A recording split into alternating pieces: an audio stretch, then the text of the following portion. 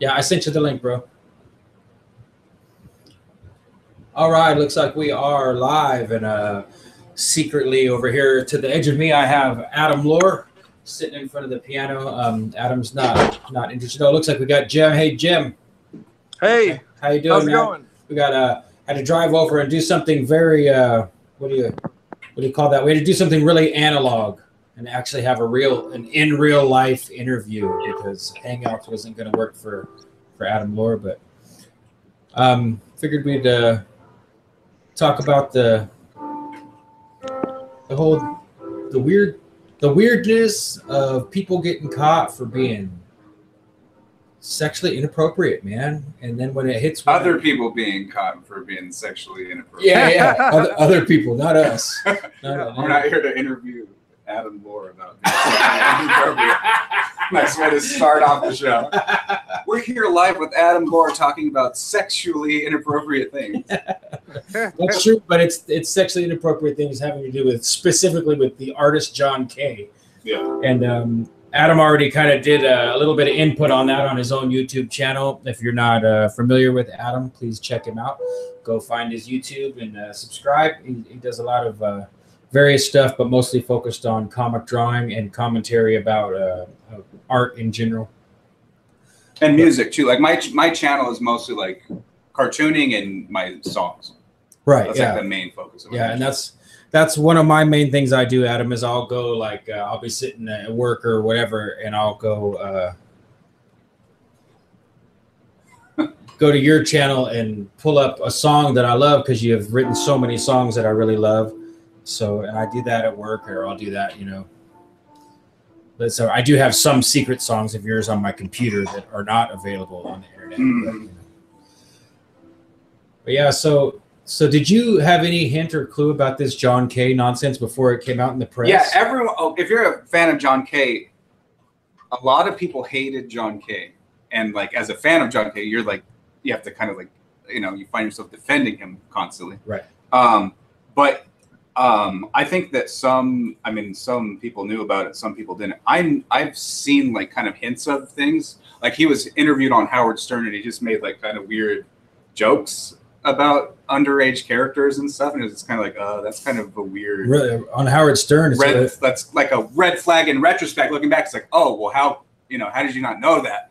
But I think just the severity of how bad it really was is just like shocking to everyone that didn't know. Yeah. So do you think if this Harvey Weinstein Hollywood stuff wouldn't have happened, that it would have just continued to float and most people would never know? Probably, yeah. So it makes me curious, this whole thing, because I don't really trust anything to be 100% organic or just like, I know a lot of people think that the world is. This is something that's interesting about that is John Kay was found with child pornography, 10-year-old child pornography on his computer, and like had phone sex with 13-year-old girls and stuff. Wow. And the way that they advertised it was sexual harassment in the workplace. This guy is is harassing people and preying on them in the workplace. Like they're using that same angle of the Me Too movement.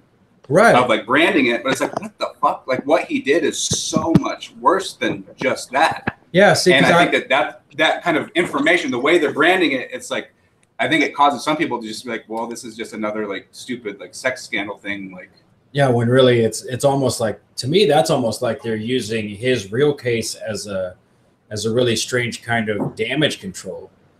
Because if you study the intelligence agencies and everything, what they call it is a limited hangout.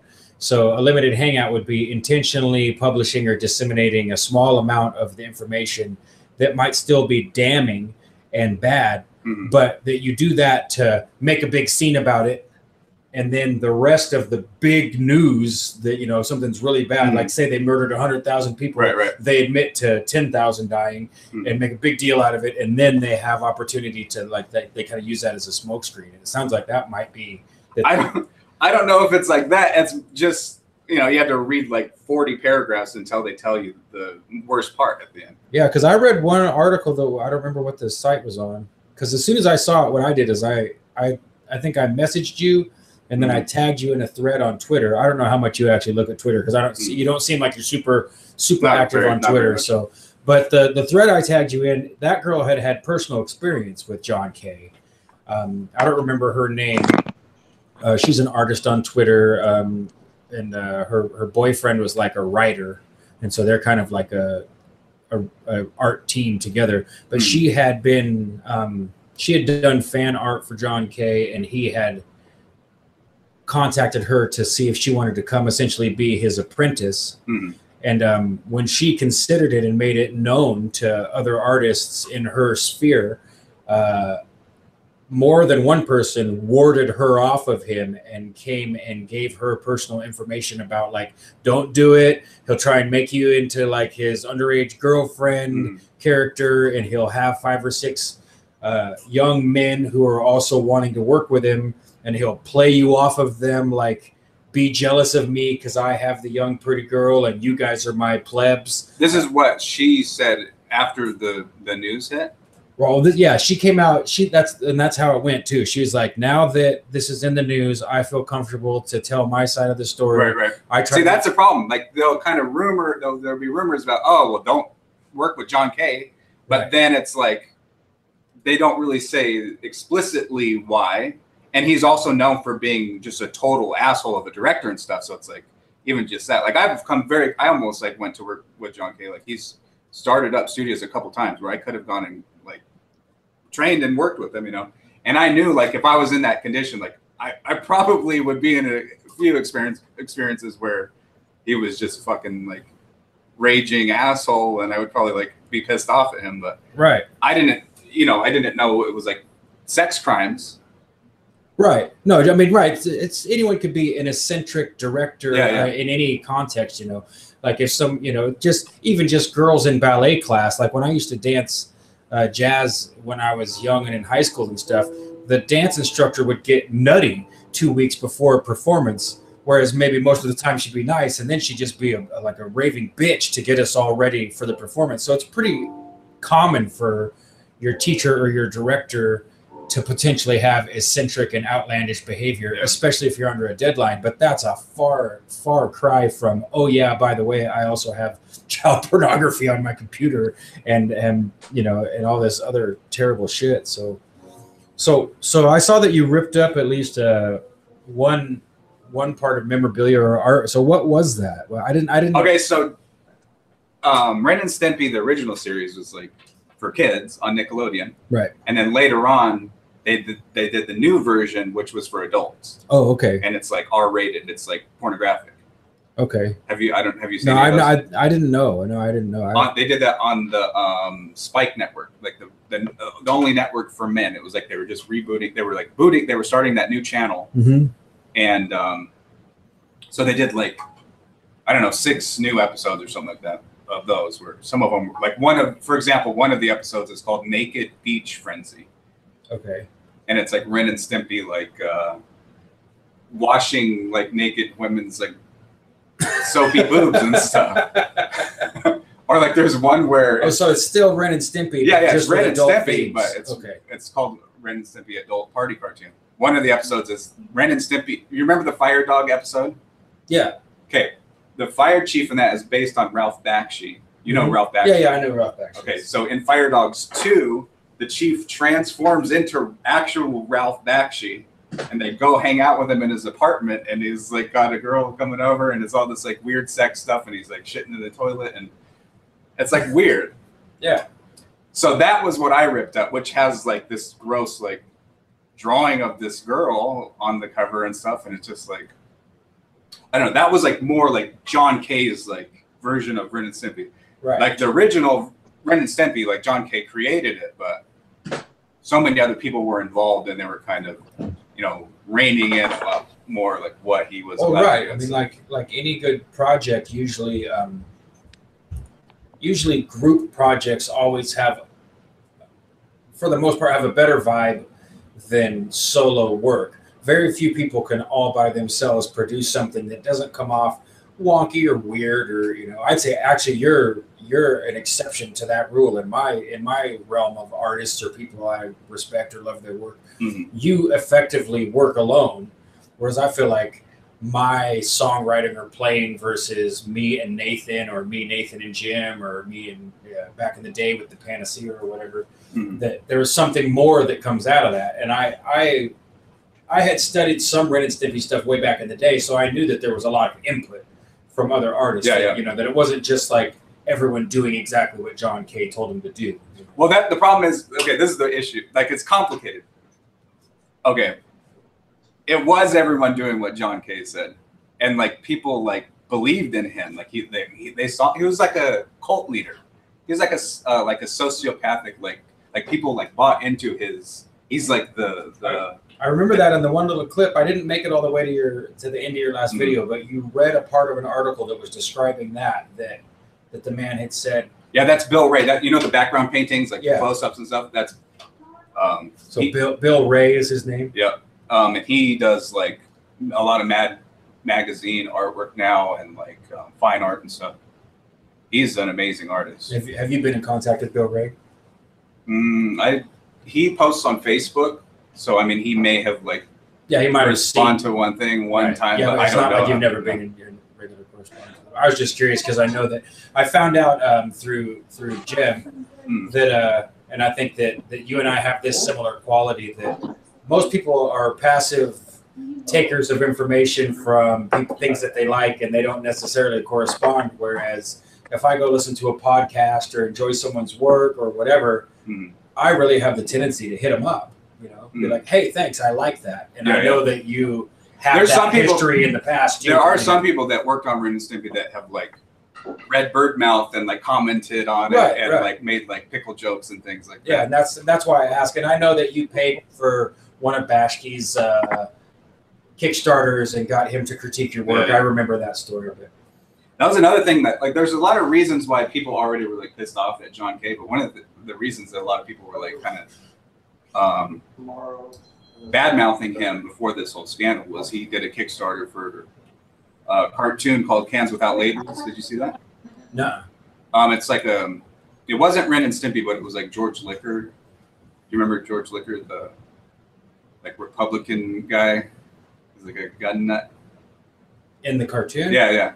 Remember the dog show episode? Yeah. Yeah, that's George Liquor. Okay. Yeah, he's one of my favorite Ren and Stimpy characters. So anyways, he like got this funded, and it just was like 10 years, and it still hasn't been done and stuff like that.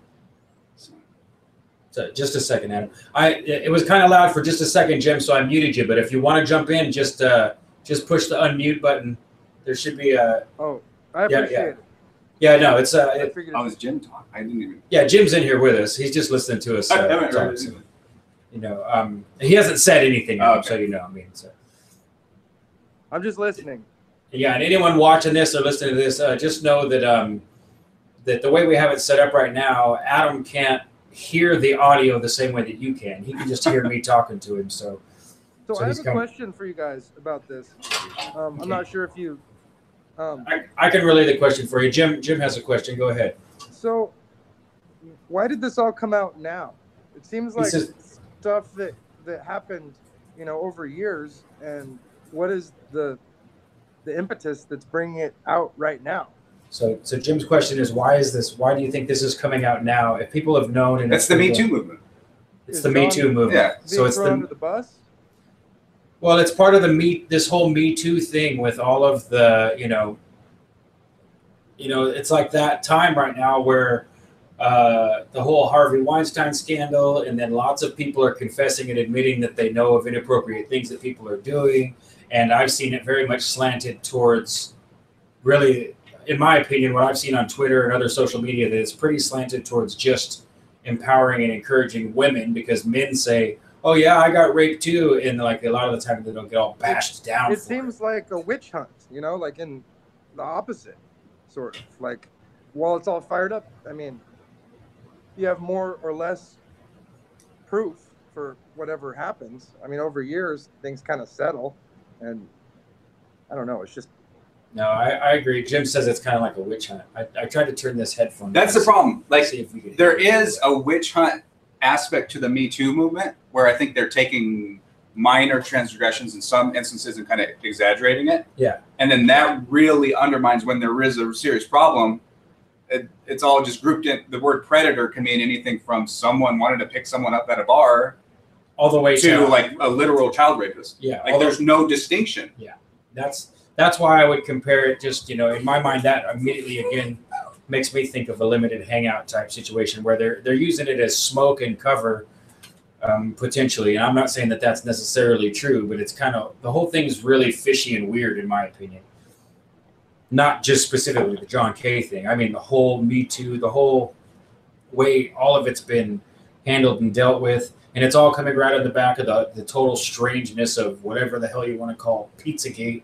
You know, so like there's all these accusations of it. Do you know anything about that? I've heard that several times, but I just never paid attention to it. Well, it's probably better to not pay attention. Yeah. Don't try Googling it. Yeah, it's just a bunch of nonsense. Yeah, to me, to really get your head around even what the accusations for Pizzagate are takes like some researching skills, because it's, once again, it's all convoluted and weird. It's not like you can go find an easy, simple answer to the question, what are they talking about? You know? But anyway, so I saw a lot of other people kind of do, like I saw another dude do the same thing you did. Like it evoked a strong reaction in the fans of Ren and Stimpy, obviously in the fans of John K. Like people just throwing their memorabilia in the garbage and video What did you see someone who had a George Liquor doll? Yeah. So that's my friend Josh. He actually did a drawing of Birdmouth. Okay. So you know that guy? Yeah, I know him.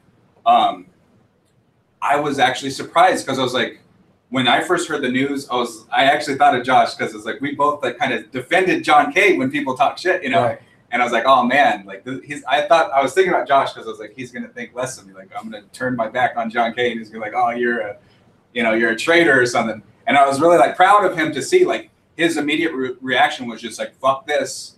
This stuff I got directly from John and he signed it and everything. Like I'll keep my Ren and Stimpy DVDs and stuff, but like this is dirty. He just threw it out. You know, and I didn't realize it was even that far. I just figured he was an artist who had like, I mean, even if you just went and bought that stuff that he threw away, it's expensive. It's not toys. It's art. It's expensive art, as far as, you know, not like super expensive fine art, but it's expensive art. And then if it's also John K signed it and everything, to me, that's a cathartic step to be like, you know what, man? We tried our best to like love and appreciate and respect you, and fuck you because you're a disgusting pig, you know? I mean, a lot of people talk, like I had this for like 4 days. I just felt like I was about to puke, like immediately. Yeah. And I was just like, I wanted that shit away from me. Like I have a Ren and Stimpy shirt on right now. I just don't want it anywhere in my sight. Yeah. You know? And it just made me feel like I was like part of it, and I just felt disgusted by that. And it's complicated though, because it's like, then you have to kind of separate that from, there's all these other artists that are involved with Ren and Stimpy that weren't complicit in it. Right. So it's like you still respect them, but it's like, I don't know, it's just like it's a weird complicated. Oh no, yeah, it makes it this horrible gray area mishmash. Whereas most people, especially if I mean, I see the whole reason I think this is reasonable to talk to you about is because you're an up-and-coming artist, you know, and I know you to be actually knowledgeable and know people behind the scenes just like anybody does, you know. If you might not be famous, but if you are making an effort and making way, you end up with a lot of connections behind the scenes to people that other people would imagine are unapproachable or untouchable, which just isn't the case, you know. It's not necessarily that way. The way people, until you get so huge that you know you have an entourage and everything, but it's not like it's impossible to be in touch even with someone like John K.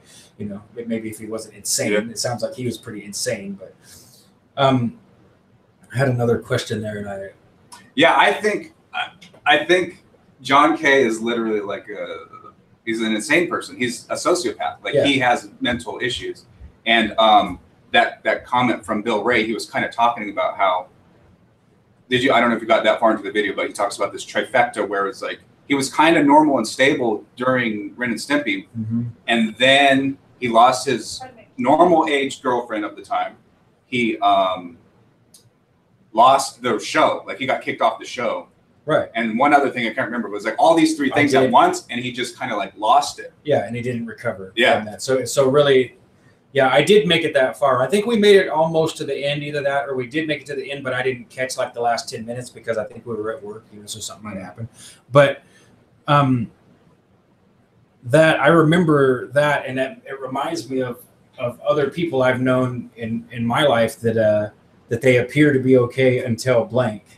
And then it turns out that everything that they were doing was really kind of a ruse. And I'm not going to use any example because I'm not going to drop anybody's name or anything. But you know what I mean? That like people can do that. They didn't even have to be, in my opinion, full-blown sociopath. But there's this like level of narcissism and sociopathy that the boat rocks really hard, and then all of a sudden the mask drops. Yeah. And it turns out like, oh my God, I did all I could to defend or support you. I helped you out. Maybe I gave you money or any, or a place to stay. And then it turns out like, oh no, I would have never done any of that if I'd have known how you really are. Yeah. And so when you're as big as John Kay, then that's like, he just like cratered a whole bunch of people's love and appreciation for anything he'd ever done, and tarnished the names of anyone who ever helped him on the way. I wonder, do you know, I haven't followed up on any of it. Do you know if there's any potential for him to actually be held accountable in any way? That's another thing I'm interested about all this stuff. I've not yet seen any evidence of someone being held accountable so far that has a name. Now, I don't doubt that people that aren't super famous probably, they got caught up doing bad shit. But as far as like, obviously, Harvey Weinstein, where's he at? I don't see, they didn't throw him in handcuffs and stick him in a jail cell. And so I don't know anything that anybody else doesn't already know from the article, but basically in that article it says that Katie Rice is the artist that found pornography on his computer. Okay. And she was also one of the victims of him, like where she was, I think she was the kind of older, but she was like in her later teenage years when they were dating, versus like this other girl who was like, he like flew down to her 12th or 13th birthday party to try to like get with her. How strange. Like he got fan mail and his reaction was, oh, I'll fly to this girl's birthday to try to have sex with her. That's insane. But Katie Rice, the parents didn't like notice or anything. That was, I don't know. It's weird because off topic, but there's like, it's weird because it's like you. So recently I saw this comic that Bill Ray did about John Kay being like a pedophile. I didn't know this, but he has this comic where he's like, he has a character that's like obviously based on John Kay, like after the fact, after it's like. Right. In retrospect, you can say, okay, so. And he talks about like getting a permission slip from the parents and things like that. So I don't know to what extent it's like, it seems like maybe the parents were okay with that, but. Unfortunately, that's it. If you look into this kind of stuff, that's really not that uncommon, unfortunately. Like a good example would be that like way back in the day, Ted Nugent was like, had the hots for some 17-year-old girl. So he actually like went to the parents and took legal guardianship of this girl when she was 17 so that he could, have her as his little girlfriend toy or whatever. And that's like a famous case. I'm not bringing that up as like, but so it's not really that uncommon. Yeah. From something as simple and perverted as that, all the way to people prostituting out their children or even selling them into slavery is unfortunately not unheard of. But from what I understand, when she found like stuff on his computer, she like filed a report later, and I think it was like after like trying to file a report, they couldn't really do anything because she kind of waited until more like it was more kind of socially acceptable to quote unquote ruin someone's life by bringing this to surface, Right. So she was like brainwashed since she was a child to listen to anything he said. So it's like she's not clear-minded about it at the time. Well, because you said that she was also one of his victims. Yeah. And so was she like a girlfriend of his still at that point in time, or like she was working for him, or I don't know who you said her name was Rice. I don't remember. Katie Rice. She's an artist. I'm not sure I don't have the timeline all figured out, but I think if I understand correctly that at that time that would have been like early 2000s maybe, and that they were in like a relationship. Oh, so she waited that long. So she waited essentially for this Me Too movement before she did anything. I think the article says that it was like, yeah, like recently, like maybe like last year or something, that they tried to take legal action about it. So strange. Because I mean, I can only imagine like how terrified she must, because like for me, just to say, I don't like John Kay and like, I don't support John Kay as a cartoonist. Like, I'm afraid to say that. Like, there's a lot of people that I know on Facebook and stuff that I talk to on a regular basis and that I'm just like involved with in the community that's like, I can't be against John Kay and be friends with this guy still. Yeah. So even just that, it's like, I'm like terrified of even like facing that and admitting that. So for her to like, I can't, that's like just a tiny percentage of what she must Oh yeah, that right. feel, you know? Yeah, that's the same as if it was her, almost the equivalent of it feeling like your life is at risk. And for all we know, her life might actually be at risk. We don't know how nuts John Kay ever really was acting, whether or not he's wielding a gun or being crazy, see, that's the thing. Like, so, his cartoons are so crazy, and then they got people like having these like psychotic breaks, and you think it's like a funny, exaggerated cartoon, and now it's like, holy shit. Yeah, it's probably just I wonder how projection of his life. Yeah. I wonder if he has nipples on his knees. Yeah. Sorry, I try to make light of it a little bit because it sucks. I mean, I'm just like the most casual fan, you know, someone who, because you guys were into it and we watched it, but I still loved Ren and Stimpy. So I saw that and I'm like, well, shit. And I thought, well, I have to tell Adam. I assume he knows, but I have to tell him. And then the more you learn, like the worse it gets. Like, and of course now anyone still defending him or trying to hold him up is going to look pretty stupid and weird. You're going to look complicit is what you look. As, you know, if you're like, well, I don't care. Well, like, what do you mean you don't care? Where's your moral compass at all? If you know. I have seen a couple people, like fans and stuff, that are just like, oh, it's BuzzFeed. You know, I think that's another problem too. BuzzFeed does not have a good reputation for being a reliable source. So that is also adding to like, when I started reading that article, I was like, this is just more Louis C.K. bullshit. Like the same stuff that they just keep doing to these people where it's like someone did something bad, but it's not like life-shattering. Right, no, because I saw that with Louis C.K. I thought, well, you know, it doesn't surprise me because Louis C.K. is pretty off and morbid. But it's not like the reports where he like pinned someone against the wall and violently raped them, you know, like it was all consensual. It's disgusting to masturbate in front of someone. Especially if they're not completely interested to participate, but it's not a low down, atrocious, horrible, violent, disgusting act like what John Kay is accused of. And apparently that's hidden all the way at the bottom of the article. See, I didn't even make it. It's the same. I'm one of those people that didn't get I'm assuming most people, especially if you're a hardcore fan, it's like you don't want to like really sit there and like get into the details of it. But so yeah, I've seen some comments because I got comments on my videos and stuff where almost everything has been like positive, but there've been a couple like trolls and stuff. Just like there's this one guy, he called me. He's like, "You're a faggot. Cut your balls off right now." Like, really? Yeah, that was like, a comment like he didn't do nothing wrong. You're such a faggot. Like, just cut your balls off right now. You're a pussy, you know.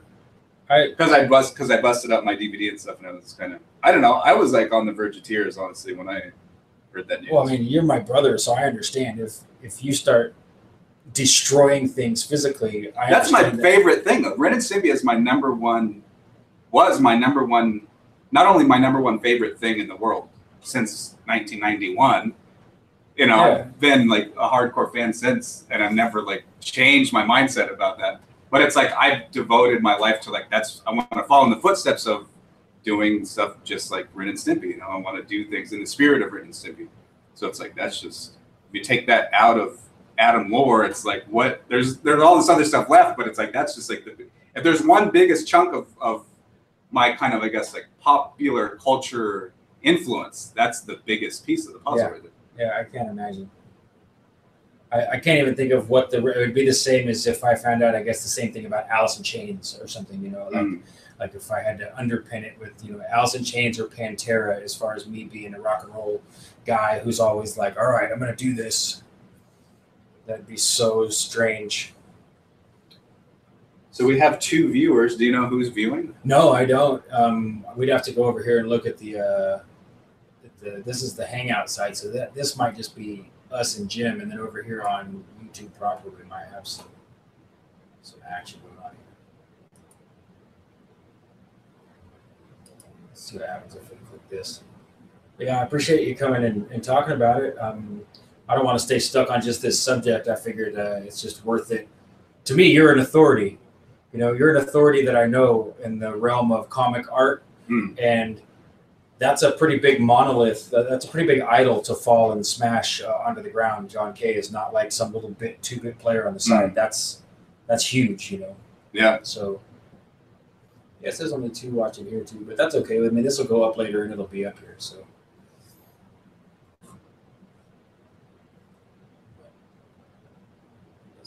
Yeah, so the way that's affecting my comics and stuff is kind of interesting. I think some of my stuff is already supposed to be just like G-rated and wholesome, so it hasn't been an impact. Like Birdmouth, I don't think will be hardly impacted at all by that. Right. But stuff like Toad Road, it's like I'm really like rethinking just kind of, and I think that for so long I've just thought of Toad Road as kind of like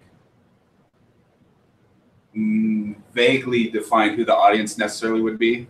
You know, it's not necessarily for kids, it's not necessarily for adults. It's just kind of, some parts are inappropriate, maybe put a warning, but for the most part, it's just like a catch-all, you know? Right.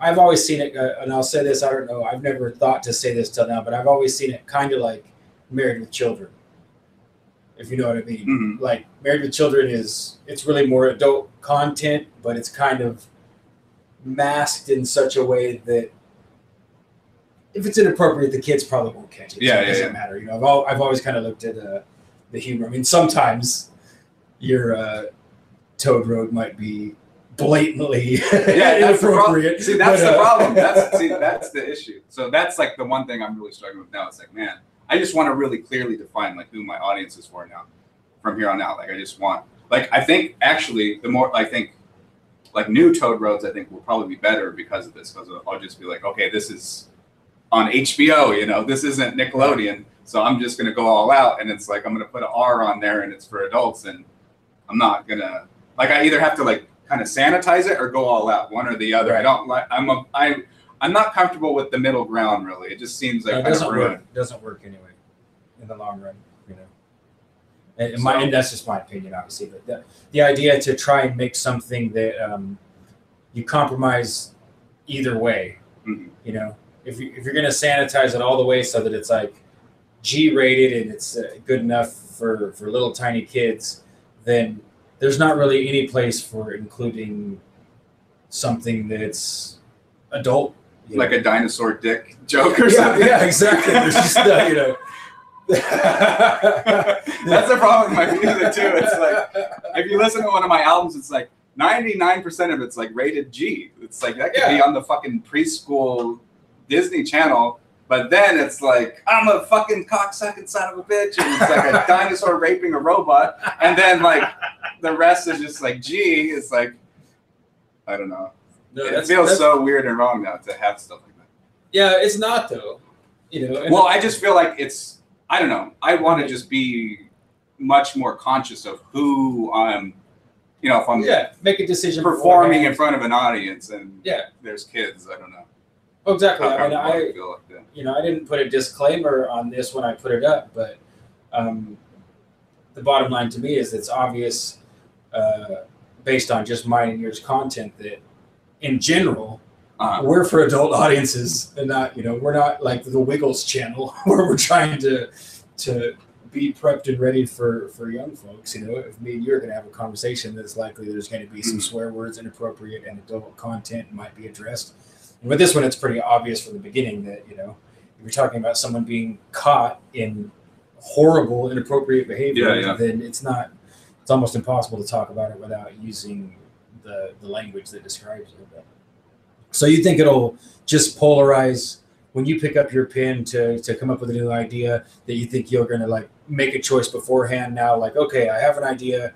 Is it to the hilt, like whatever I want, or am I going to make it clean and soft and acceptable for all? Yeah, pretty much. Like the way I'm kind of thinking of projects, because like right now I'm really taking, it's such a weird timing because it's like I really am like submitting to publishers and like thinking, okay, this publisher publishes this type of thing.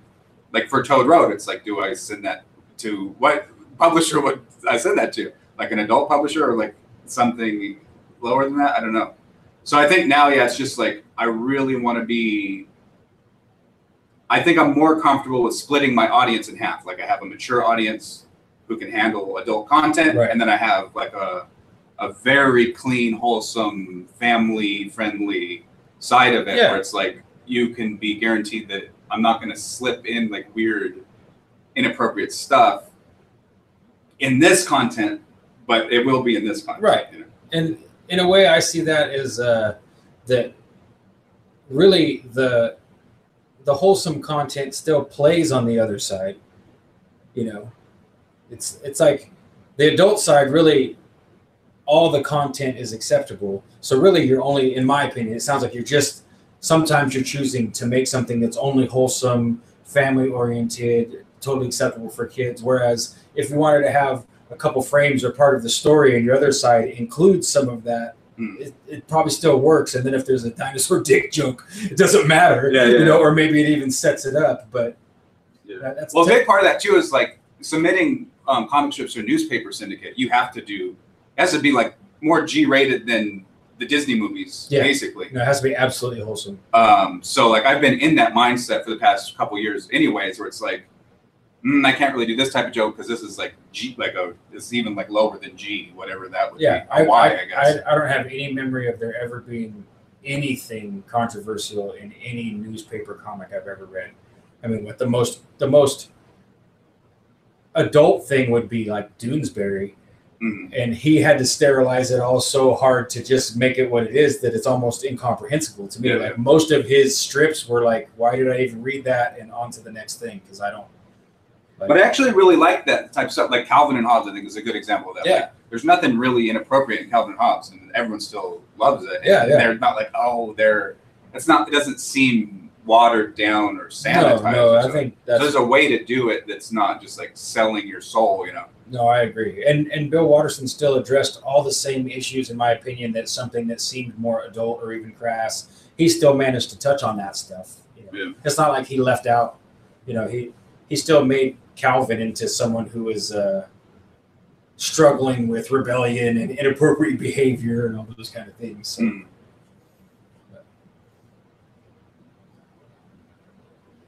Should we do flat Earth stuff? I want to learn about your theory. Like I don't know. I was watching the flat Earth debate that you did. Well, we can the model in the group that we're working on was all started by a guy who started comparing the text of especially the 72nd chapter of the Book of Enoch, but actually eventually the whole book. But there's some really concise and elaborate descriptions in the Book of Enoch of God taking Enoch up to a position where he can view the mechanics of. I actually remember that. Yeah. Of the universe. So the Book of Enoch is mentioned in the Bible. Yes. But it's not. It's not in the Bible. Really around, like it wasn't. It was in the Ethiopian. Okay, so the Ethiopian Bible, I think, allegedly had 81 books. And supposedly there's still evidence or copies of that as like that was the most complete Bible in Ethiopia. And that's so there's quite a few different places that I've seen people make the argument, and I agree with this argument, just so people know that as far as being part of the canon of the Bible, or at least being extra-canonical with a real foundation of respect, that Enoch definitely should be in there because it's mentioned.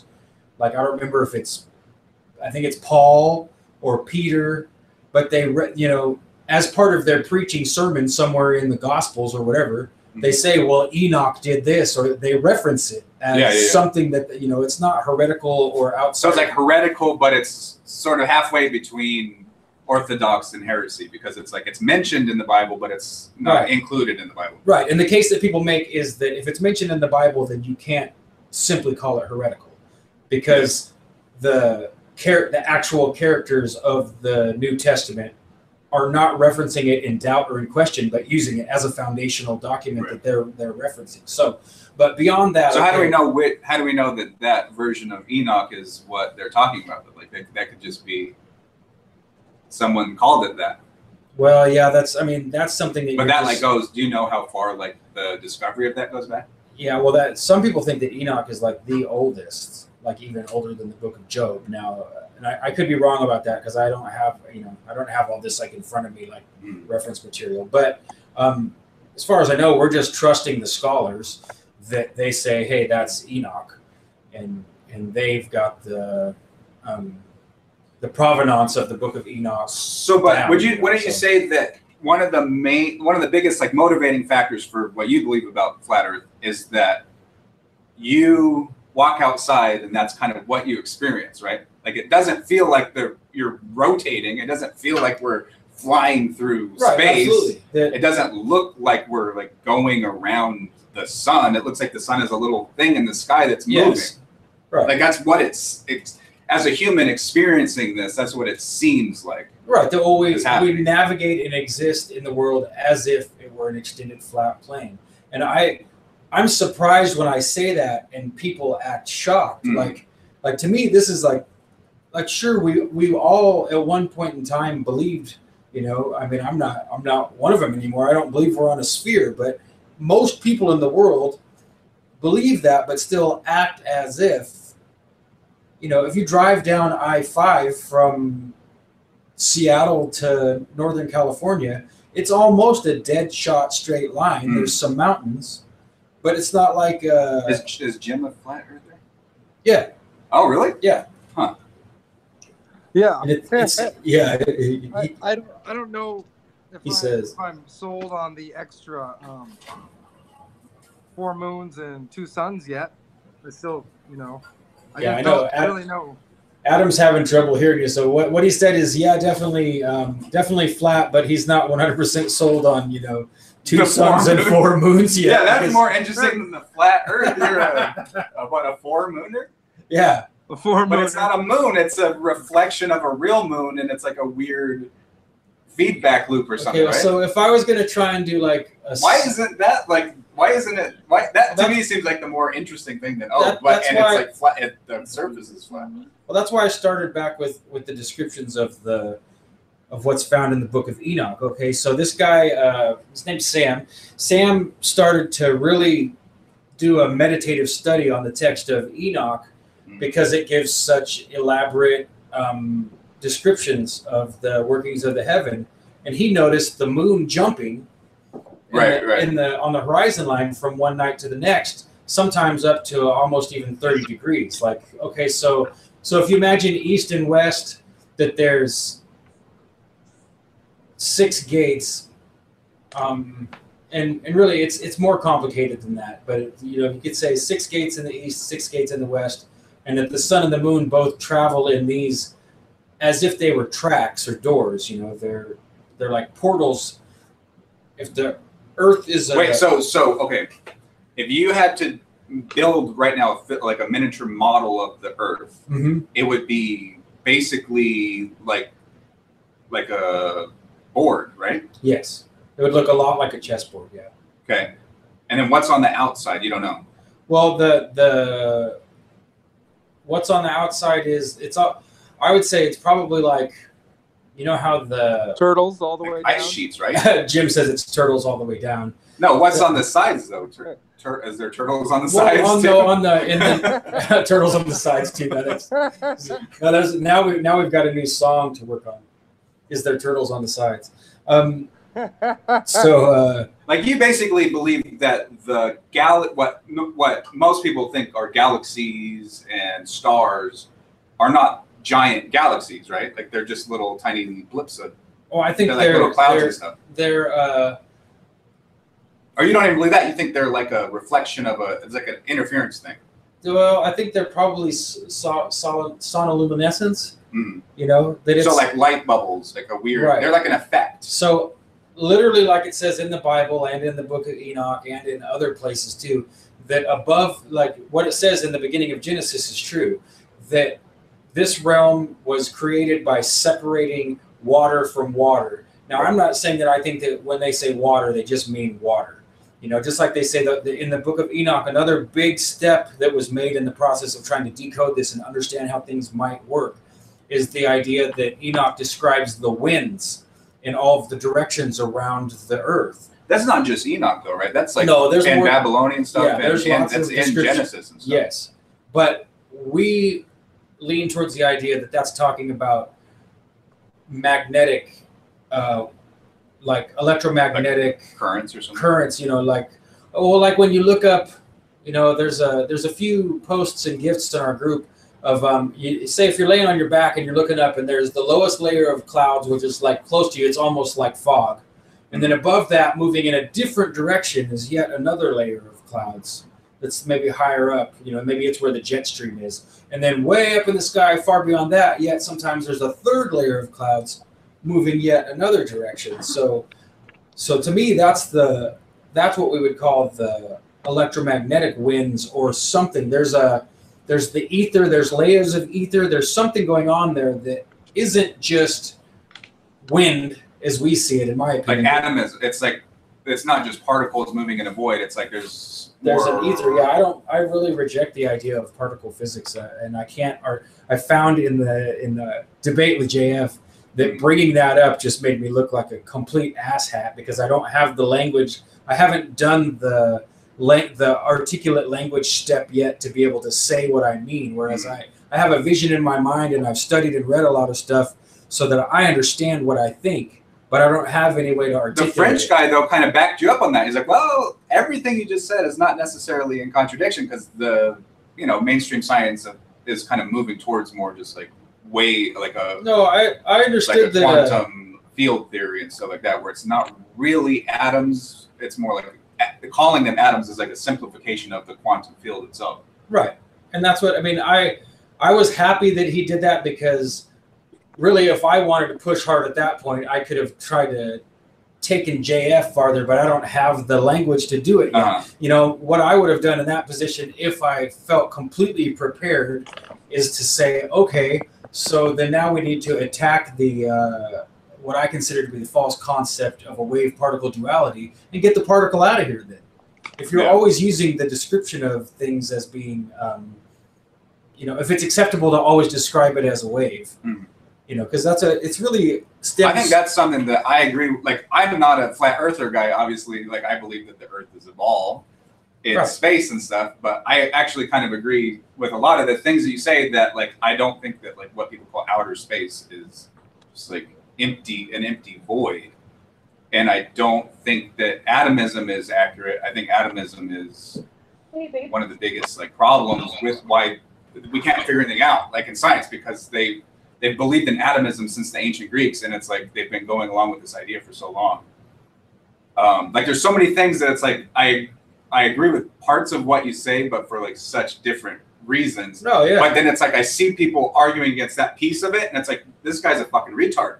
Like what he doesn't know what Michelson-Morley is, but it's like everything's just taken on like authority, Oh, wave-particle duality. I heard Stephen Hawking say that, so it's just like that's what I believe. Yeah, and he didn't really go through the detailed like figuring out of how it actually all works. Which is to me, it seems like even if I don't agree with the flat Earth thing that you have, it's like you're actually going and taking the observations, you're taking empirical things, and you're actually trying to understand piece by piece what's literally actually happening, not just like, oh, well, Neil deGrasse Tyson said it's a Big Bang, so it has to be. That's why in that process of debating that I decided I did all this prep work and I had a shit ton of stuff ready.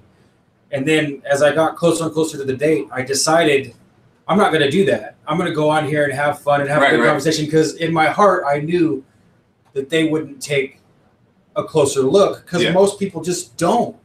I assume that you've taken a somewhat of a closer look just because I've been talking to you about it for 3 years, and maybe you have, maybe you haven't, but you're also a person I know to approach things that way. Look at flat Earth and all of the evidence and stuff of of what might or might not be out there. Like the idea that the Earth moves to me is just a redundant silliness now because I don't see any evidence of it. And then I already felt that way when I first came onto the idea, and then you go find Michelson-Morley, Michelson-Gale, Airy's failure, all these other things that, as far as I can tell, completely substantiate it. And then Einstein even says, well, that's true. It doesn't matter which way you look at it. Either we're moving or the sky's moving. you can make a model to fit either. Well, yeah, I don't think people realize that Einstein's theory is basically flat Earth with curved space. Like it's almost the same thing. It's like it's very similar to what you're saying, where it's like there is no motion and movement stuff, and he just kind of replaces things around, but he kind of explains the rest of it by just curving space-time itself and all this stuff, which I think is way more ridiculous than thinking that the Earth is actually flat, since we observe it up close as being flat to begin with. You know, up close the Earth is flat, so it makes sense that so many people would take that as the primary reference. To me, that doesn't seem like that crazy of a thing to think. That's what I mean, except for the fact that most people accept that NASA went and took photos of the Earth and they believe that that's what is real. So I think within the concept of, if you're questioning, if you ask someone without referencing photos of a curved Earth, like say if we were in North Korea and we didn't know if those were real or not, right? Now convince me that it's curved. I don't think most people would have reasons beyond that why they think the Earth is curved. No, that's just it. That combined with the fact that, I don't want to say all, but a huge majority of any of the art and photography or whatever, they don't even call it. NASA doesn't even call it photography. They call it images, you know, and they acknowledge that most of it's composite. Yeah. It's not consistent. Okay, so if they would have done a better job, if they are faking it, which I believe they are. If they would have done a better job, then when I went to search, it would have looked more consistent and I probably wouldn't have had doubt. But instead you go up, pull up pictures of the Earth and the damn continents are different sizes and the color scales are different and on and on. And then like, so, okay, say that bugs me too. Like, I don't think it's a conspiracy theory and stuff, but it really bugs me how if you are reading a scientific journal or something, or even just like a popular science magazine, virtually all the images are false color. They're doctored images. There's hardly any real, just raw data where it says this is the real image and this is what the photos that were taken. It's almost always like touched up or edited or layered, like you're saying, like layers upon layers, like those electron microscope photos. Yeah. Like I always thought those were so cool growing up, and then I found out, oh, those aren't. That's not really what it looks like. They go in and they take this thing and then they go and paint over the top of it. Yeah. It's not really taking a picture. It's a painting. Yeah. Like it's like part of it's the real image, like maybe the black and the white.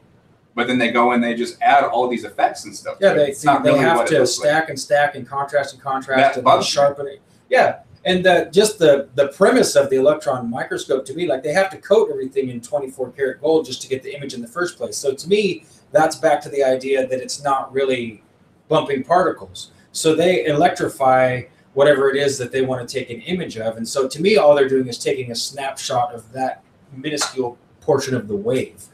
You know, that everything is a wave held in place by the polarity of waves, you know, by the what do you call it when something's out of, by the phase. I feel like Kurt Vonnegut's description of Tralfamadorians in a way is more accurate, even though it doesn't, you know, I know that you don't like that as an analogy for the fourth dimension, but as far as an analogy for how we move through 3 dimensions, that really it's like this caterpillar of everything.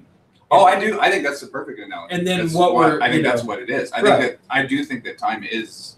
I think time and space are the same. Like time dimensions and space dimensions are exactly the same thing. They're just doing something slightly different. Right. Like time. Like I believe that space dimensions move basically, and time moves forward. Right. Right. So basically, it's just the motion of time is the thing that's different about it. Like time only moves in one direction. Right, time's fixed in one direction. Where stuff can move through space in any direction. But other than that, it's exactly the same thing. To me, that's a really short, easy way for people to understand. I'm not saying that that's super simple, but it's more simplified than most. That if time is a ray moving in one direction, and then following along with it, whether it wants to or not, is all of space that we exist in, And so then space is, so there's the bubble that had to expand for everything to exist, is that space is attached to time. And now time is moving forward, and all of the waves that are coming off of time because it's moving are allowing space a place to work or exist. I mean, that to me, that makes way more sense than there's lots of little specks of dust that, you know, like with atomism, that's what I think of. I can't get that thought out of my mind that it's because Ken Wheeler said it. It's a cult of bumping particles, you know. Oh, is that where you? Yeah, no, that's Ken Wheeler said that, and I was like, that's so true that it's like, you know, he made the joke that, like, you know, what? So if you do a lot of photography outside in the bright sunlight, eventually you have to like take your lens off and dump out the extra photons. You know, Draft Science responded to that. Yes, at first when Ken said that, I was like, he has a fucking good point. But then Draft Science made a really good point. Yeah, I haven't watched too much. I know who Draft Science is, but I haven't watched too much of him. Your camera heats up. If you take a bunch of photos, it does warm up because the photons are there and it heats your camera. So they don't fall out, but they warm up your device. Yeah, true. So it really is a. I mean, I would say that's it's likely just as easy to argue that that's still. That doesn't mean it's particles. No, but that's waves, right? Yeah. You know? But I mean, that isn't like, wait a minute. Yeah, if you're capturing this light, where does it go? Oh, well, it's converted to heat. I was kind of surprised that you know, JF actually agreed with me on a lot of points, and I think I surprised him the farther we got into it that I was actually intelligent. Which one's JF? He's the Frenchman, you know. He seemed the French scientist, right? Yeah. He seemed more and more at ease to have an intellectual conversation with me as we moved on, because I think he pretty much put his kid gloves on before the whole thing, figuring that I was going to be like a drooling retard or something. You know? He seemed very prepared, though. It seemed like he was. He had like a script. He's like the resident debater on that. Like channel. He wasn't really using much like what I would call thinking. He was just, I emailed Neil deGrasse Tyson for a list of responses to flat Earth people. You know, like he kind of planned out. Oh, you brought up this point. Now I know an answer. No, to that. Yeah, it's apologetics. You know. Yeah, exactly. He was using, and I knew he would do that because that's what JF is the resident debater on that. You know, he's the co-host with Worski, but he loves to debate. He's experienced in debate. You know, his debate with Jay Dyer is well worth listening to, because that's, in my opinion, that's where you can see a little bit of the flaw in the logic in JF. But prior to that, I mean, I did a lot of work to prepare and assumed that I would probably still lose because I'm not an experienced debater in a technical format like that. I've never, you know, me and you might stay up all night standing by the stove arguing over a point, which one of us is right, but it's not the same as a college level debate team or anything like that, you know, and I know that he's that way. But so as soon as he started to try and get me to agree on a definition of gravity or everything, I already knew that it's like, I'm just going to go with it down this path. I'm not going to try and resist, because that was extremely fallacious. Everything he did, he was equivocating. Like you agreed to a term, but you said, but when I say it, I mean this by it. So you can call it that, but when I say it, I mean this, and he would just, now he turned that into what he wanted it to be. Oh, well, you agreed to this, now you agreed to this, and I can just turn the words into whatever I want. And that's the reason I gave up on the idea of having it, you know. You know, if JF ends up watching this or somebody points it out to him, if you want to do it again, I'll be glad to prepare myself even more effectively, and we can have an actual cutthroat blood sport debate. But I was pretty happy with what we already did, so I'm not worried about it. But as far as to get back, to bring this full circle, because I'm feeling like we're just about done. But okay, so with the moon jumping gates and the sun jumping gates in the descriptions from Enoch, it's something you can observe. If you can get a position like at your place where you live, you should be able to see the moon every time it breaches the horizon, and at least with your eye, observe where it's coming up in reference to something, right? Mm-hmm. And so after that, Jim, you're not stirring a cup full of something, are you? I'm trying to hypnotize you here. It's working. Hold on. Your blue light is awesome, Jim. Okay, so the Earth is like a board. Right. You don't know what's below it. Well, it's theorized what's below it. Okay, so obviously there's lots of earth and dirt below it. and then below that would be that is the Earth, though, right? Right, like Earth, like a whole. There would probably be more than 8 miles worth because the Russians allegedly drilled that far and didn't. All it got was hotter. So then below that would be water, and then below that would be like ice again. So, and I think, but like if you had a miniature version of it, how thick would that be? Like it would be a board, and then there'd be a little tiny bit that's water here and ice, or it would be like here's the board, and then it goes all the way like this. Yeah, it would be essentially like it'd be shaped like a diamond or like a pyramid. Like if you took 2 pyramids and set them on top of each other, one upside down. One upside like an down. octahedron. Yes, an octahedron. Yes, absolutely. Okay. So like an octahedron with the flat plane in the middle being the Earth where we exist. On top of it being. So the base of the pyramid is the surface of what we would call the Earth. Yes. And then the sky goes up to one pyramid, and then the ground goes down to another pyramid. Yes, and they would both truncated pyramids, so that it's just like the picture, like the picture of the eye of the pyramid on the dollar bill. Mm. Really, there's a very good comparison between that and what it looks like we're living under. So all the typical flat Earth models are saying, oh, it's a dome over our heads like a snow globe. Like Mark Sargent, I assume you don't know, but Mark Sargent, for anyone listening to this that's a flat earther, Mark Sargent's always making the comparison to the Truman Show and a dome. And this is the most common model you see is like a dome, It looks... So, but what you're describing is almost like a dome. It's just more like a tent. More like a tent, because that's what the description in all of the scriptures say, that he stretches out the sky like a tent. Well, other than that, it's like if you had a snow globe that was like pointy. Yeah, but it's not pointy because it would be truncated. It's a truncated pyramid. So like the eye on top of the pyramid. The eye on top of the pyramid would be... The top is chopped up and the bottom is chopped up? Yeah. Okay, so then what's beyond that? So that would be levitating inside of a almost like a Tesla coil or a motor.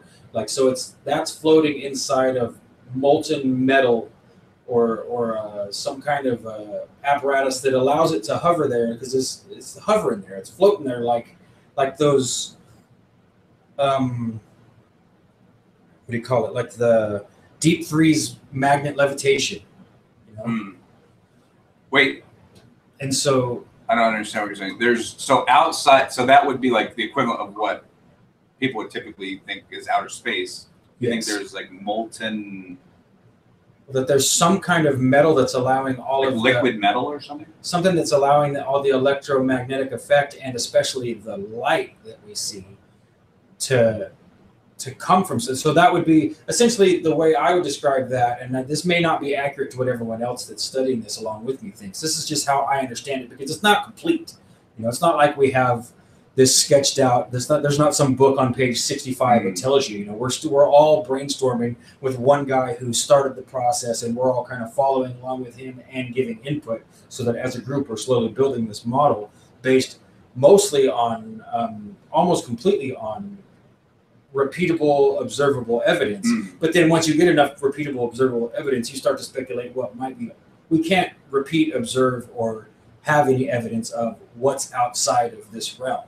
People think that we do as far as the globe model, because they see all of this, what I call art and imagery of outer space. So that's not that different from the normal model, but you basically are saying, well, it's different. Well, we're but stationary. It's like it's everything's instead of like quote unquote floating in space, like empty space, you basically believe that it's sort of floating in something like liquid metal.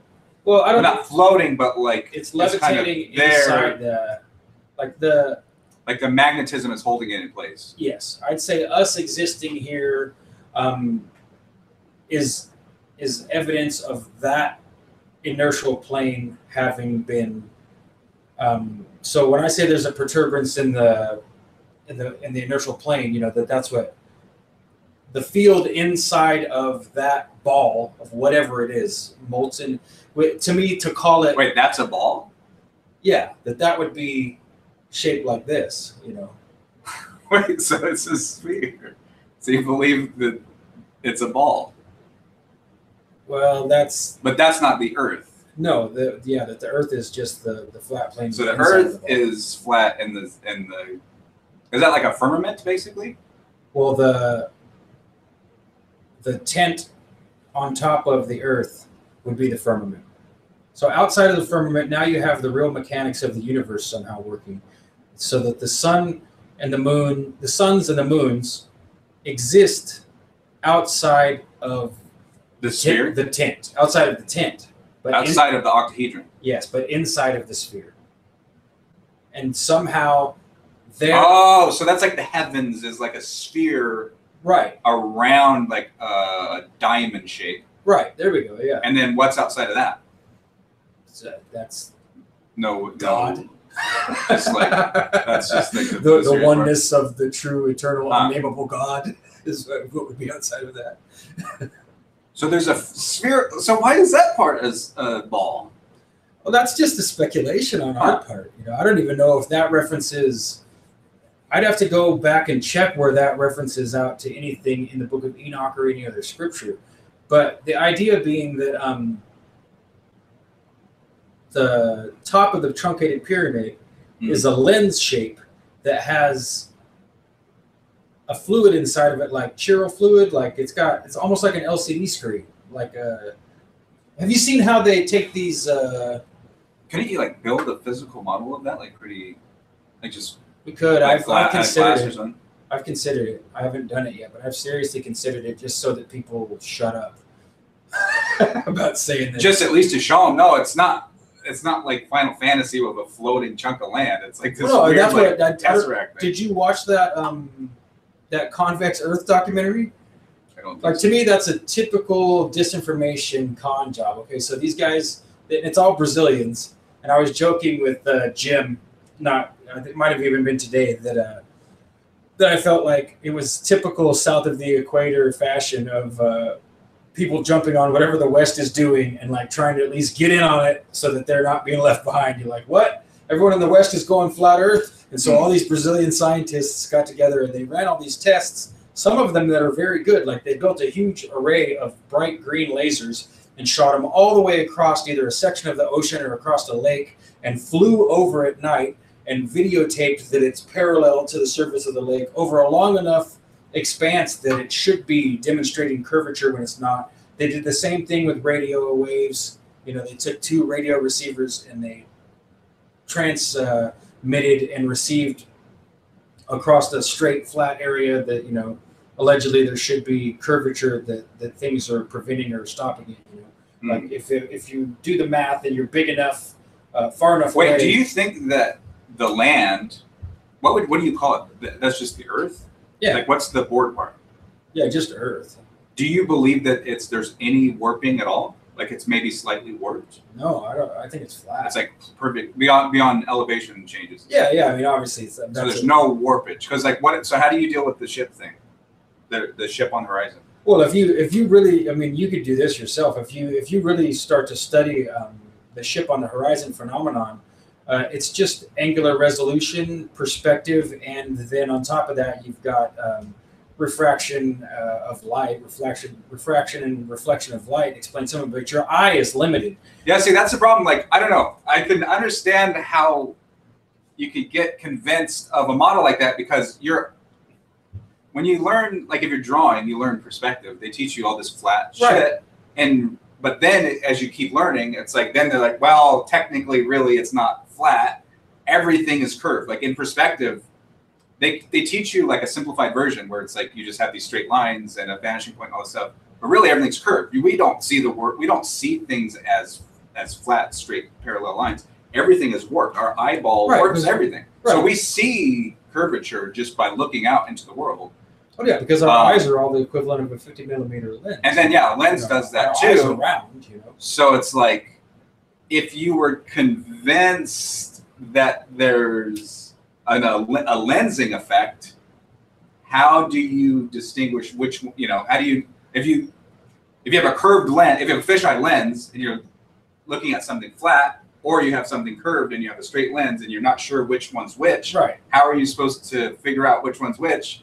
And it seems like metaphysically, when it comes down to like philosophical axioms or something, if we get down to a point where it's like there's no real way to ever really distinguish. Like you would have to just basically trust one or the other. I agree. You'd never be able to tell which one's which. Well, I agree. I mean, that's what to me, this whole and I was glad to be able to say that to Andy and JF too. That like it always ends up in a philosophical realm of it's not a simple either or answer.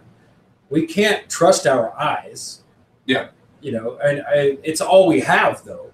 We have our five senses. Some people maybe say six because you have an intuition, or some people have something more. But for the most part, we definitely all agree that we have five senses. And that's as good as you get as far as determining where you are and what's happening, Yeah, to me it seems like... So if the realm itself exists as something other than what our senses tell us, then it doesn't matter. Right.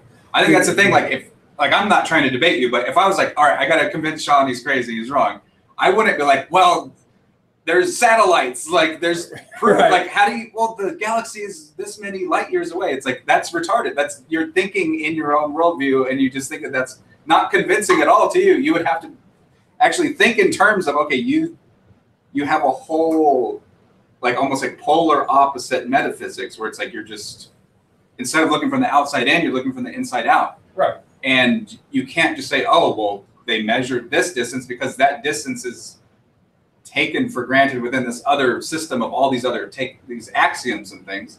So it's like you have to, if you're going to try to convince somebody, you have to first understand what they're even saying, which I still don't fully understand the model. Like if I were to try to draw it out or something. Yeah.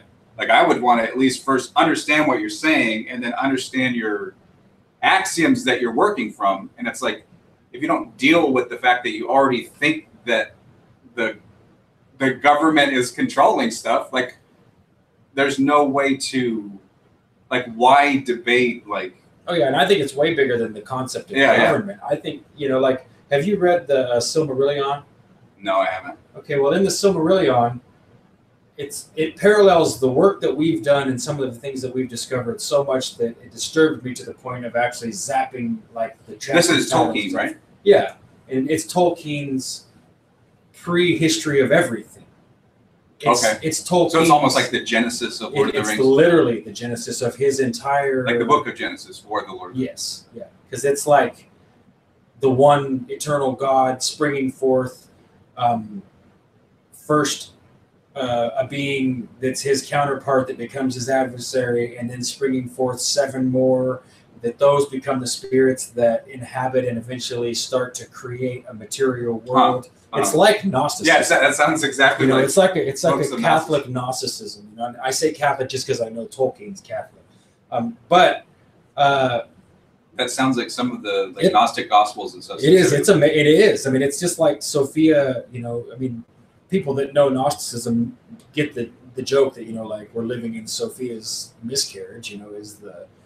Sophia, like, saw that there was potential to create, and she was supposed to do it with her godly counterpart as a counterbalance, and instead she got curious and did it by herself, and that created the material world.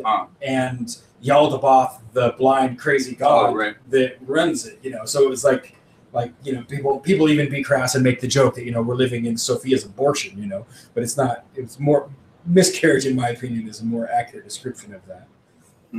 But I was going somewhere, and I lost it. I forgot. If you already have those, like, if you're already a Christian Gnostic conspiracy theorist, you know what I mean? Like, I think that a flat Earth is not that far out of the question. If those things are correct, then even if you're just a conspiracy theorist and you're like, I don't trust NASA, right? Then boom, already it's like the concept of the possibility of a flat Earth seems 50-50 at least. Right. To me, so far, you're the only person to articulate it into language why you could completely understand where I'm coming from. But of course, that makes sense because you're my brother. You've been putting up with this as long as you can remember. Like Sean's, I'm a one-off to I'm way higher in openness than most people, and I think you are too.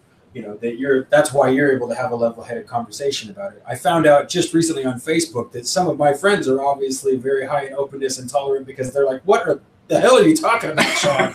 And some people are like pissed off. Yeah, people get pissed off. And then other people like who have a greater authority than most are like, Well, yeah, I think that's stupid and you're wrong. But Yeah. you know, here's my personal experience. You know, so to me, it reveals a lot about people. But for the most part, people aren't shocked to find out that I believe or think something that's super far out. To me, it doesn't I've seem, always been that way, or have been Yeah. for a very long time anyway. You know? To me, it doesn't seem that different from like some people really strongly believe in a God that started the universe, and some people are just total atheists. Yep, I feel the And same it's way. like- yeah. It's a If you're one or the other, it's like, how could that person believe that? But it's just like a whole different set of like ways to interpret the data that really are the parts that are hard or impossible to ever really check and figure out.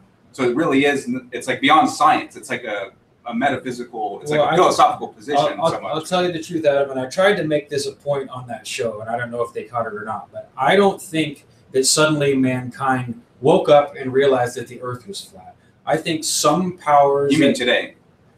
No, I mean, yeah, Like exactly. recently, In the not last like few in years, ancient you know, so 2015, you could say it started to really blow up. You know, if you go look at Google Trends for flat Earth, right around 2015, it goes boop and takes off. Okay, to me, that's a huge clue that something's happening. That, you know, to make that little line move, you need influence, you need money. I mean, you can't make that line move very easily, you know, without a machine gun.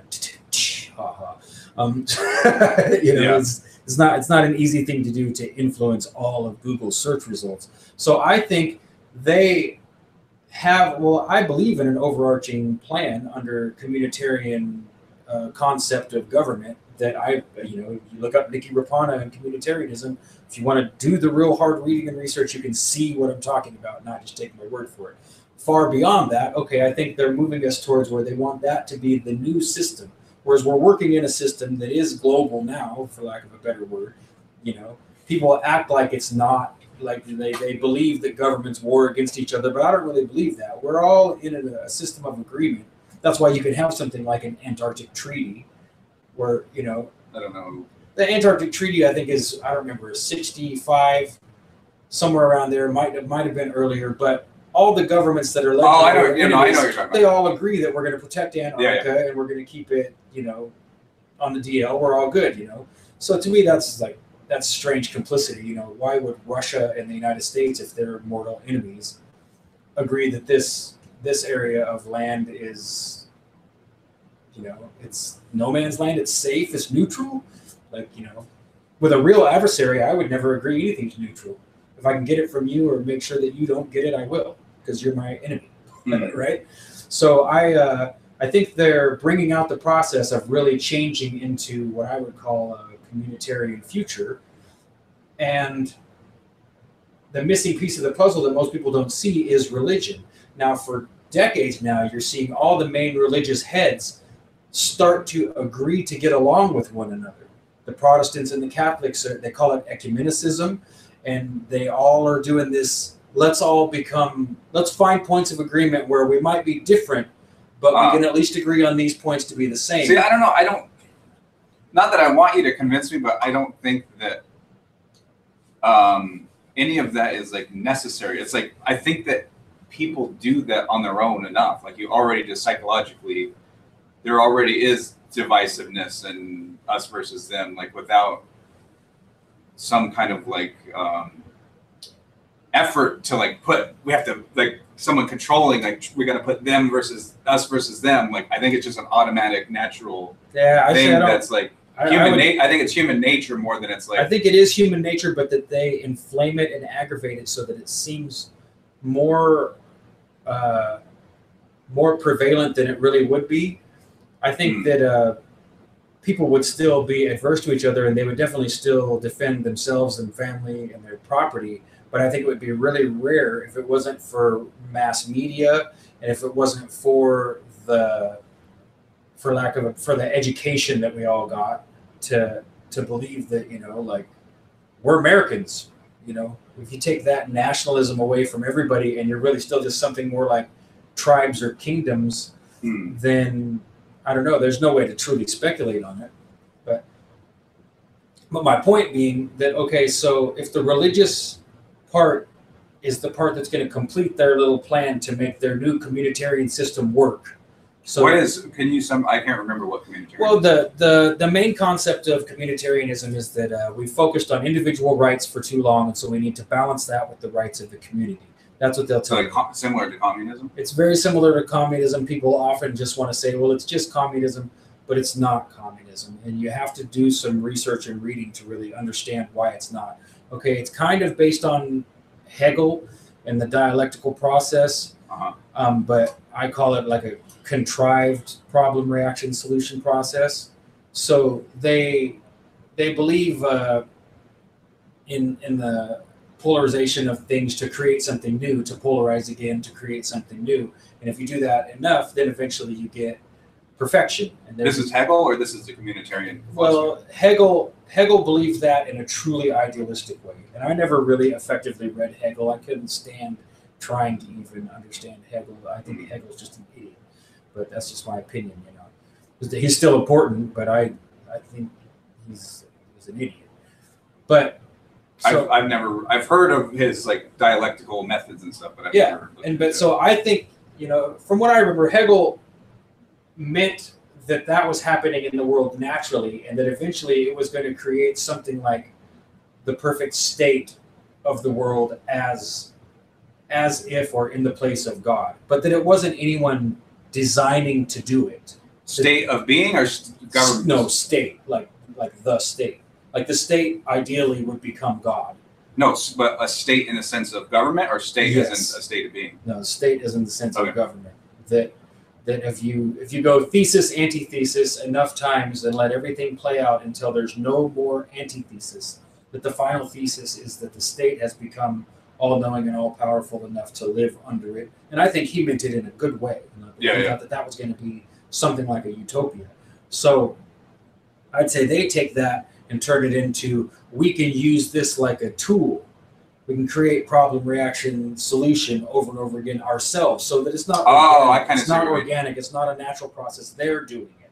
You know, I see that with the gun, all the gun stuff that keeps going on. You know, now this lady runs into YouTube and shoots the place up. This kid is down here in a shooting that either did or didn't happen in Florida, and on and on and on. You know, that that's what people say, right? Nobody believes anything anymore. But so that's the communitarian thing, which I can't remember that. How does that affect the flat Earth stuff? Well, I would say the reason that they bring the flat Earth out, and it's the us versus them thing because of is it divides people on a psycho-spiritual level. So now what you said comes full circle. So that's the Hegel thing. Like the thesis is the Earth is a ball. The antithesis, the Earth is flat. And they're saying the Hegelian method would be those fight back and forth, or how does it work? Yeah, those. So that fights back and forth until one or the other. So it's something. So the Earth is neither flat nor a sphere. It has to be something in between.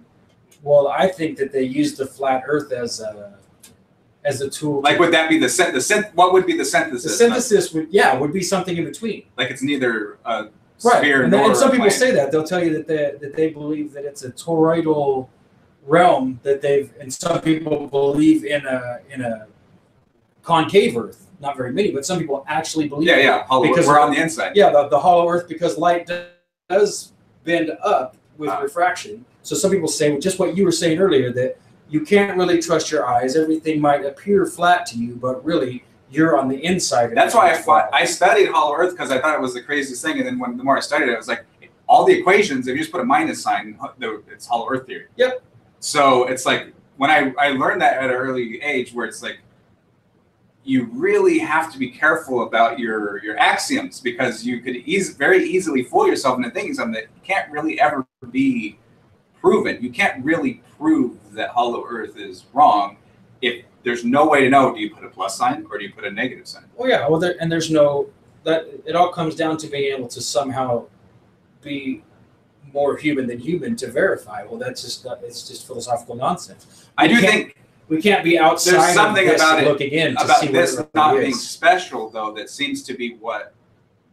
Like, we're not in a special place in the universe. That seems to be to me seems to be the deciding factor in whether flat Earth seems compelling or not. Well, that's that's the Hegelian, to me, that's the dialectical or communitarian position. It's not that it's a physical argument. The surface level or the exoteric level is that it's a physical argument between a sphere and a flat plane. Right. But the esoteric or internal argument is we're in the middle of nothing, unimportant, grew out of monkeys, the product of a big bang of swirling gases that eventually formed something like life and took billions upon billions of years, and then we're still here and we really don't, now we're just sophisticated monkeys that are, I guess, we're burning off our extra brain power by basically reductionism, nihilism. Right. Of most atheists, well, and so then the majority of opposite atheists is, I know fall in that category. Okay, so if we are in a realm that can be proven to A, not be a sphere, and B, be even more than centrally located, but actually be the only thing there is. That there's not there's not anything, you're looking at sonoluminescence in the sky and something like a clockwork of lights above your head, but there's no infinite reach of space, that really it's just you. It's like the world is the universe, basically. Yes, exactly. The whole world is the cosmos. And when it seems like, oh, this is the reference point, like when you look out into the world, it seems like you are the only being experiencing reality. Yes. That's how we experience reality. Right. It makes everyone. And it's almost more like, yeah, we really are. Like this is the world. This is where the focus of the world is, like it seems, and it really literally is. So that we either become in one model infinitely unimportant or in the other model infinitely important. And so that to me is because I've studied enough of what not wacko conspiracy stuff, just stuff that they publish, the UN publishes, or the religions publish, or the New Age people publish, or even the scientists publish about where they prefer and or see the world going, that it's an ecumenical, all world inclusive religion worshiping nature. So if you bring out the idea that the earth is super ultra special and all unique and by itself, in the long term, when that catches on, because I'm not thinking of it in our lifetime even necessarily, like I was listening to a show this morning where they said that they'd done some statistical research, and that like, what was it, like only 66% of people between the ages of 18 and 24 definitely believed in the globe. Now, to me, that's a pretty huge deal if that's a true test. If they really went and interviewed, say, 5,000 people, and the age range of 18 to 24 is like 40%, like, no, we don't think so. Well, that's only happened in the last few years, not 10 years even. So if in 10 years, those people and those people's children are like, no, it's definitely flat. Well, then in 50 years, you've got a real conundrum on your hands. That's something I don't understand. Even in this conversation, it didn't come up. But I've seen other like flat earth discussions and debates and stuff. Why don't people distinguish between local curvature and global curvature? Like up close, the earth is flat. That's a fact. That is a topological mathematical fact that everyone agrees that when you're close enough, it's flat. This floor is flat. Yeah, and from here to Tri-Cities is flat. Yeah, up to a certain point. Yeah, everyone agrees. Well, as far as I understand, I think some people have a misconception that up close, because it's curved globally, that means everything is curved no matter how close you get to it. But that's not really what. To me, that's the both. But like, why isn't there a distinction between? I don't know. I think if more people distinguished between locally flat, globally curved, it would sort out these kind of compelling reasons to go all the way with one or all the way with the other. I think most people believe that the Earth is globally and locally curved. And then most flat earthers are like, well, it's locally and globally flat. I agree. It's like, and that's what a sphere, we agree on that. If you get close enough to a sphere, it gets flatter and flatter and flatter. Or if a sphere gets bigger and bigger and bigger and bigger, right, it gets flatter and flatter. I'll never forget when I very first mentioned it to you, that was your answer. I was like, oh my gosh, Adam, I've been studying this idea that the Earth's flat. And you said, and I quote, well, I thought all huge spheres were flat. Which I mean makes sense. Maybe not everyone can catch that, but I mean I understood immediately what you meant. That like, yeah, if this is 25,000 miles in circumference, Yeah. then it appears where we are flat. See, this comes up. So it's funny because even though I feel like we have almost like totally opposite beliefs about the Earth at least, this comes up so frequently when I'm discussing lore theory because I have to explain flatness and curvature. It's like the entirety of my theory of the universe. It's like you have to understand that something that's a big enough circle is flat. Like if you just see a section of it. So it's like I'm constantly like discussing this, and people like misunderstand what I'm saying and think that I'm like a flat earther. That's people accuse me of being a flat earther because I'm saying up close it's locally flat. You know, so it's like it comes up a lot where it's like people have a real hard concept with even just the concept that up close the world is flat. Everyone should agree to that. To me, that's the most shocking thing that I found. And then most people deny it. And trying to have a conversation with people is that they're like, no. And I'm like, what do you mean no? Like you go to Arizona and drive on the freeway, or you go to Wyoming, it's flat. It's not an argue. There's no position to argue it. If the road stretches out 100 miles ahead of you and it vanishes into perspective because there's no topography preventing it or moving it, and it goes away from you flat, then we're in a conundrum for agreeing on definitions about anything at that point. You see a horizon line, not a horizon curve. Yeah. Here, Jim, I'm gonna give Adam these headphones for a second because I gotta go to the bathroom. So here, continue on with Jim. He said you see a horizon line, not a horizon curve. No, well, I don't know. I got a steady perspective to confirm that. Lore theory, I'm sure, has some. How's it going, Jim? I can actually hear you now, I think. It's good. How's it going over there? It's interesting. It is interesting. You're kind of quiet. Oh, maybe. How about, can you hear me now a little bit? Well, I don't know if that's you or just the headphones, but it's hard to say. This is kind of the first time, I guess, trying with all these. So wait, Jim, you are a flat earther too? Well, what are the odds of that? You know, did you get converted to flat earthism? only trying to prove Sean wrong. Oh, and then he convinced you. No, I just looked into it deeper and deeper, and I really kind of it pulled me over. I mean, wow. NASA was a big thing for me because I always loved NASA and everything space. And then when I started kind of like watching videos of, seeing like bubbles on moonwalks, and then when I started kind of researching some people that were involved in NASA, like Jack Parsons, having him and his occult backgrounds with Aleister Crowley and whatnot. And oh wow, yeah, I don't know anything about that. So, bubbles on the moon. What the hell? What is that? Well, there's a lot of spacewalk videos where it looks like there's like UFOs in the background, but it kind of looks like they're air bubbles that are escaping from, like corners of their spacesuit or something. Also, there's a lot of like, I don't know, just kind of some funny things. Like anomalies? Unexplained anomalies. Like during a spacewalk a year ago or 2 years ago or something, something went wrong, and one of the astronauts almost drowned because like there was like a gallon of water got into his spacesuit somehow, and I don't know, it's just kind of weird. I guess they on the moon, like from on the International Space Station. Oh, on the space station. They were doing like a spacewalk, and somebody their helmet filled with water. Which I don't know how that would happen. I mean, I don't know if they use water for their cooling or what, but it's probably one of the problems that could happen if you were filming a spacewalk in a swimming pool, in a giant swimming pool somewhere. I see what you're saying. How do we know though that wasn't just a urine overflow?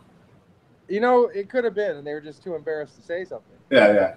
Because I mean, what would you admit? Like you pissed so much that it overflowed into your spacesuit and almost like drowned in your own piss, or the Earth is flat? Well, you know. I doubt that they pee in their spacesuit like for the whole time, just right when they're on the spacewalks, right? You know, like they had emergency and they have to pee. But like, I don't know how often I pee a whole gallon of water. So like, I don't know if there's a gallon of water in my spacesuit. So you used to believe that the Earth was basically a ball, just like the mainstream explanation. Yeah, I didn't really have any reason to think otherwise. You know. And then you saw footage of, well, Sean has all kinds of like explanations. Sean mentioned it, and I was like, that's just kind of ridiculous, you know. Right. I don't know. Whatever. I'll check it out. And I started looking around on YouTube, and I was like, you know, some of this stuff that they're saying rings true, and really, like, there's not a lot of non-NASA evidence of a ball Earth. I mean, photographic evidence there really isn't. Mm-hmm. There's like high altitude balloons, but they don't really even get high enough to see any slope. Like supposedly, you need to be, was it 100 miles high to see any sort of curve on the horizon? Lots of people say different things.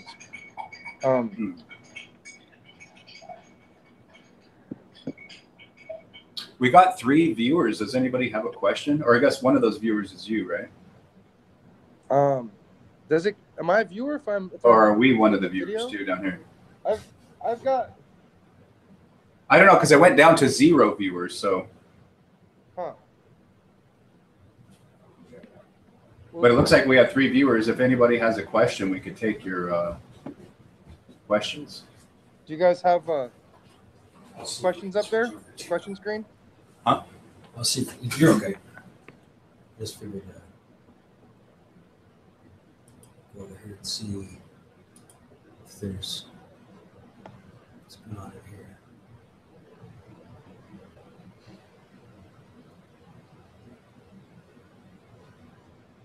No Hello. questions. Oh, I was trying to get this to go away.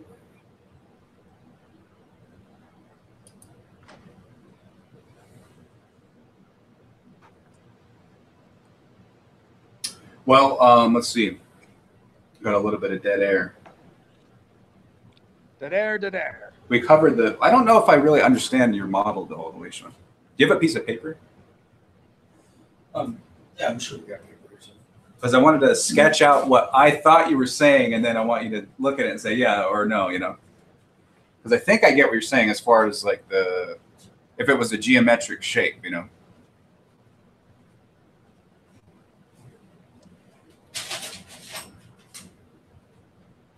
So you converted Jim. You convinced him.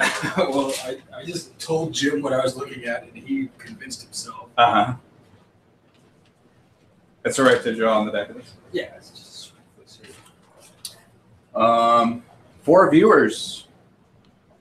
Is that right there on YouTube? That's what it says. All right, so here's Oh, there are. I didn't realize there's comments right here. Okay, so. You guys have comments down there? I'm still a ball head. Definitely don't subscribe to Flat Earth, but really enjoying your comments. Well, thank you. So we've got some people here. Sorry for kind of green on the the comments, folks. There's 2 separate places to see comments, and we're just noticing them. So if anyone's watching, go ahead and leave a comment, and we can respond. Still a ball head. It's funny. I love that everyone uses self-deprecating humor for which side of this debate they're on. And it's really funny, like on the Warski stream especially, it's like globe cucks blown the fuck out, which is just like, what strange nomenclature has arisen from all of this. Like, who says that? You know? Well, like, I saw somebody say that I'm still a globe cuck. Like, what kind of a weird thing to say is that? Yeah. And then flurfer. Have you seen that, Adam? No. That's the new pejorative insult for people who believe the Earth is flat. A flurfer. Flerfer. Like, oh, you're a flurfer, huh? So I guess I'm stuck with the flurfer title. Oh, that's just like it's like a slur of flat Earth, you know, flurf. Yes. Down with the flurfers. You know what? It looks like a tesseract. Yeah. What you're describing looks like Did you draw it? the three-dimensional shadow of a tesseract. Adam's, yes, it does. Adam's in the process of making a sketch. For the record, folks, this is probably the only guy I know that I could describe something as strange as this to him, and without any reference, he has an idea of something he could put on paper. So this should be a fun experiment to see how this compares to other sketches and art that's being brought up. What's on the boundaries? On the boundaries, the local boundaries, like, because that's another. I mean, It's a checkerboard. What's on the edges of the checkerboard? Well, north and south would be north would be mountains and ice. South would be just ice. And as far as we can tell, east and west, there might be real actual edges that act kind of like a swimming pool drain. You know how when the water overflows at a large pool, how there's like just a catch. You know, that there's like essentially the same kind of way a drain would work or the way that your toilet works, you know, that you've got a suction lock and the water overflows into it and then it stabilizes, you know, and obviously that's speculation, you know, but the way that the sun vanishes into the Pacific, let's see, the combination of the way the sun sets over the Pacific and the fact that sometimes Mount Fuji or Mount Rainier cast an enormous shadow. You know, the only way for the sun to cast a shadow using Mount Rainier would be for the sun to physically be lower than the mountain itself. Or an extreme angle to it. Yeah.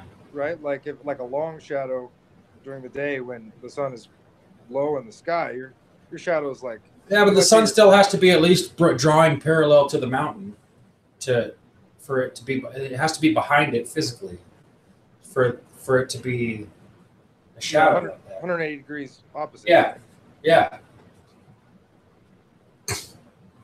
Because that happened. Oh, I can't hear you, Jim. What's wait, that? I'm looking at the. It's very confusing if you look at the. Yeah. Wow. Yeah. We hold it up. Let's see that. I I gotta. can't see it. Hold on. Lower it down. Just a second. I gotta switch to the proper screen here. So. The lighting might not be. Yeah, the lighting's not great. That's interesting though. That Can really you is. hit one of those lights and see if one of these bigger lights will come on? That's like basically the cross section of a tesseract. It's the part of a hypercube. You just see like the Put outer. the light in front of it. There you go. Your picture was in shadow. There you go. It's I can't see anything. Closer. Tilt your picture towards the light. There you go. You might have to make sound for the. Does it switch cameras? Now a little closer. Now focus. It's hard to see. Maybe 5 viewers. It seems like more people are watching. Here's Enoch's flat Earth. Oh, there you go. you can kind of see it. According to Adam Lohr. Now, mind you, folks, that Adam just drew this based on a verbal description, and this is almost identical. So what's at the top cap there? So what's at the top cap there is the workings of the universe. Okay, so this is where. So what you have is. So like if this you've got the sun, the moon, and the stars existing somehow there. So I have the sun, moon, and stars in the sphere. Is that wrong? Well, the stars probably in the sphere, but then the sun and the moons would be existing above this, still making a working above that truncated pyramid that creates the illusion of what we see, or creates the projection of what we see inside the realm. Oh, so it's a lot more complicated than that. It's like a crystal lens or something. Yes, it's like a Charl lens. Charl is a fluid that divides things into two. Like so, wait, okay? I actually want to just understand this. Where is the real? Okay, the moon is a projection of a real thing. Yes. Where is that? Where's the real thing? It's above that. There's like a giant sphere above that little spot. Yes. And that's the real moon. Yes. And then it's projected down like a lens. And does that move? Yes. Like that orbit, sort of, or right. like well, it acts like the theory is that it acts like a pendulum. Oh, so it almost like swings back and forth. Right, and that's what explains why the moon jumps.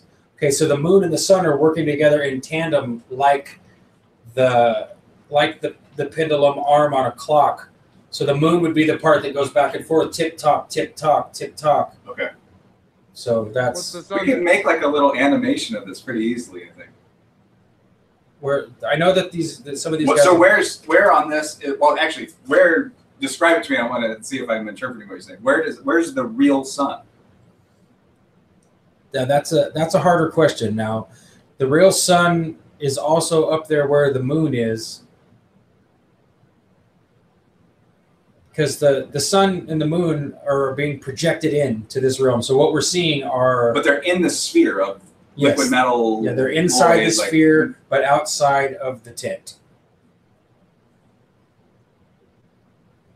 But also, so you know that the real moon is there, but you're not quite sure where the real sun is? Well, it's there too. But the thing is that the real sun might actually be the illusion of, or the hologram of the sun might be a byproduct of the lensing effect, so that the moon is a thing. Now, this is just me speculating off the top of my head. This isn't in reference to anything in the group. So if anyone's watching from our group, don't think that this isn't by any means, like, this is just me throwing shit out there.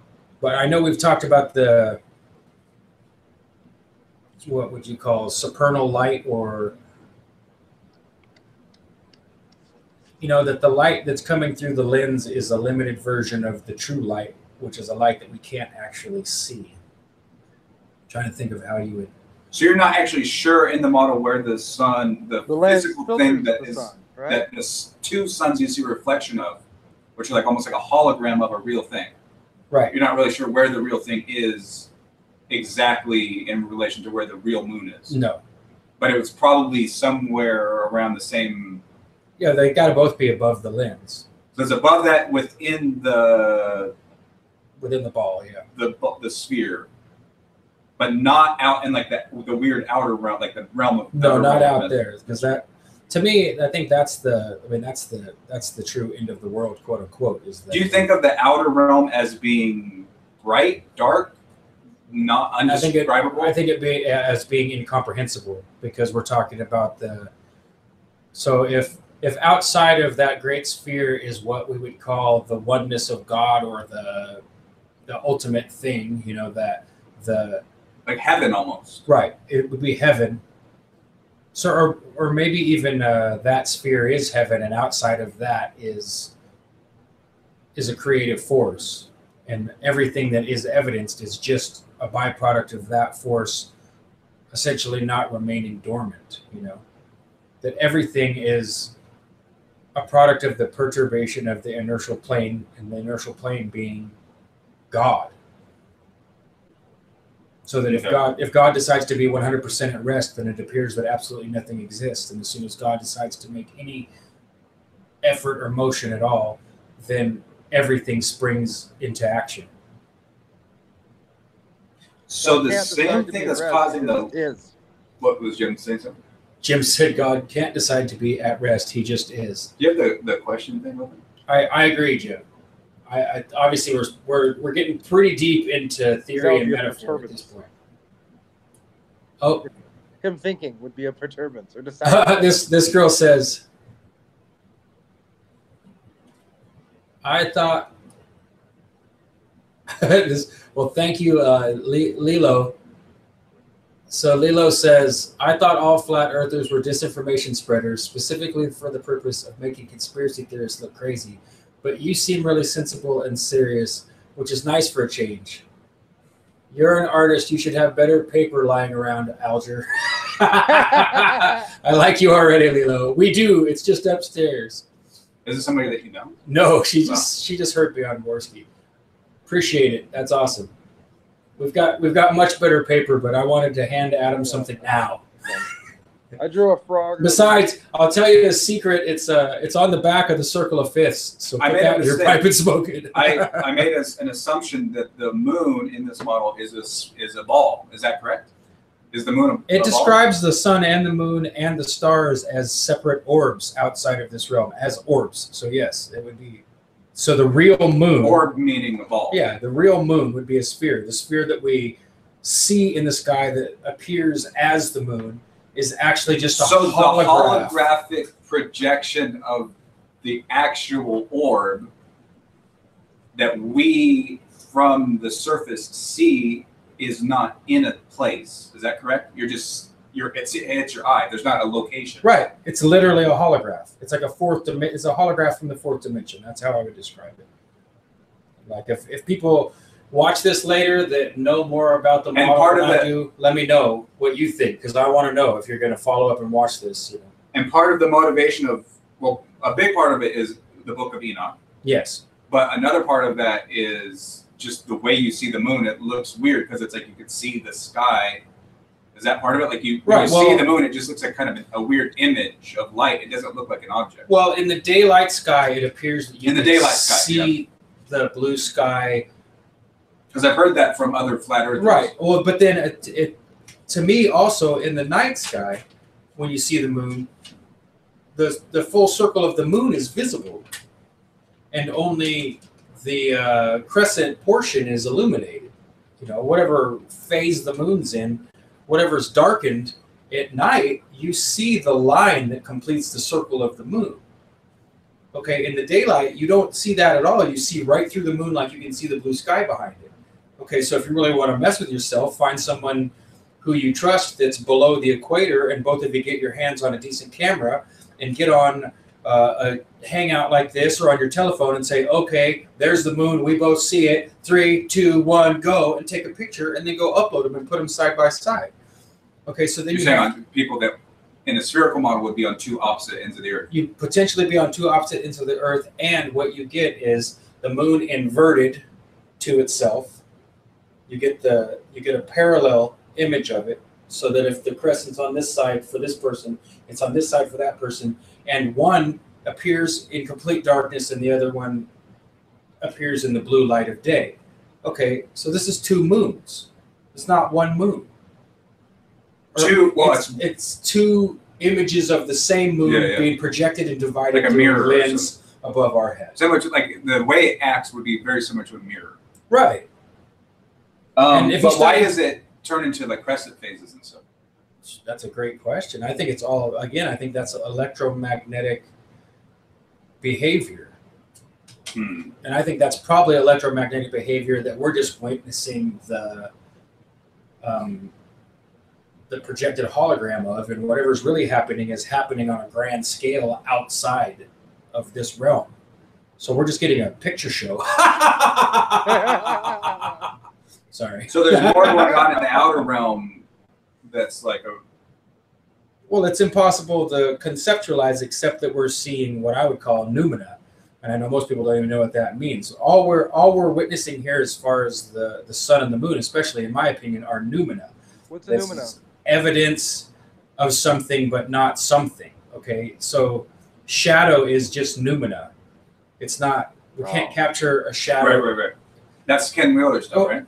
Well, I mean, that's like type of stuff that he talks about. Yes, he definitely references the difference between, that's why he jokes that you can confound or confuse physicists and quantum theorists by trying to hold them down on the definition of a field, because all the field does is allow you descriptions of noumena, but it doesn't show you the actual phenomenon.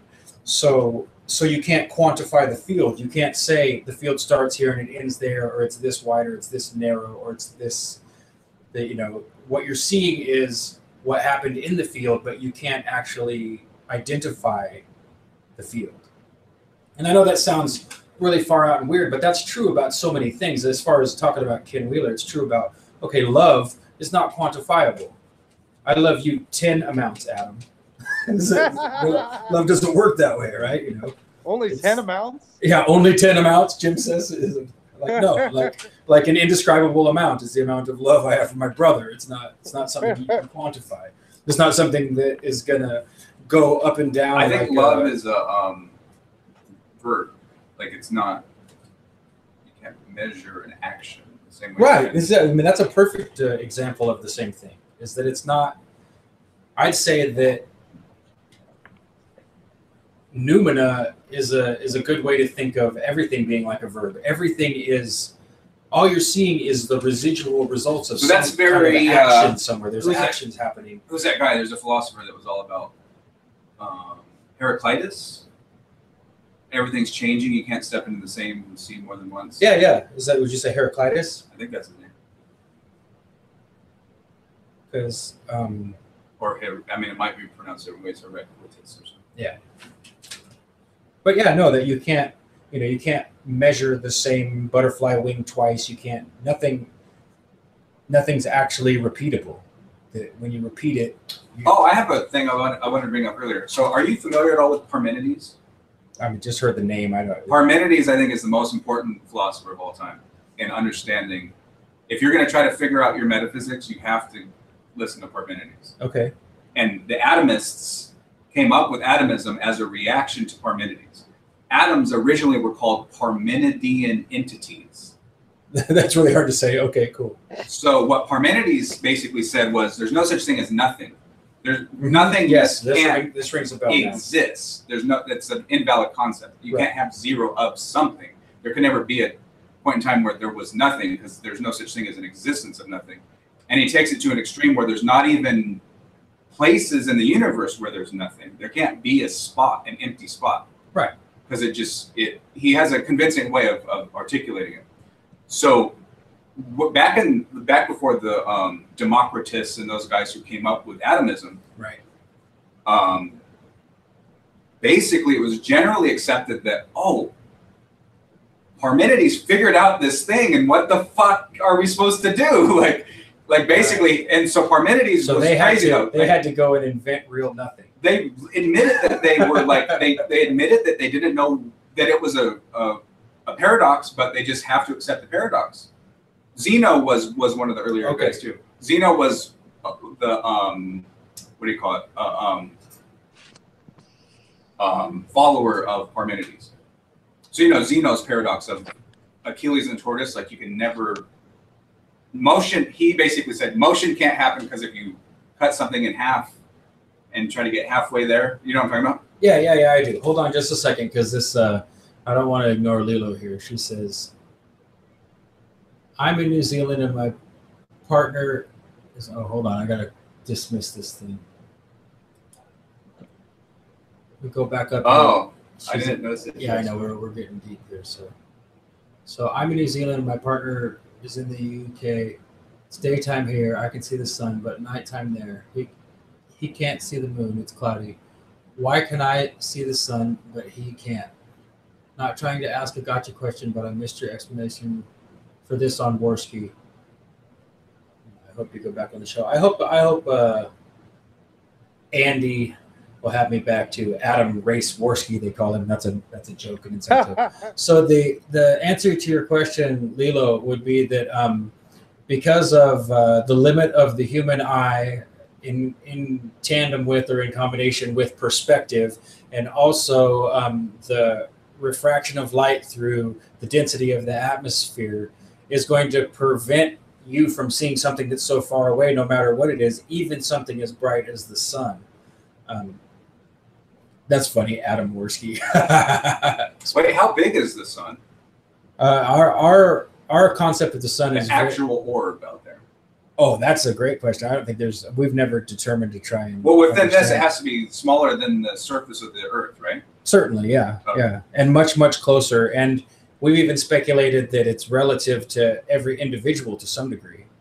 And do you think that is the proportion of this somewhat accurate, or would the sphere be way bigger? No, I think that's pretty close to what we've speculated. So here I have this, the edge of this, and then there's like space here. Does it touch? Does it like kiss the sphere, or does I think there's space between? I think it's floating there, like. So there's like, what I don't know what you not space, but there's whatever this is. There's content between the surface of the Earth and the boundary of that sphere.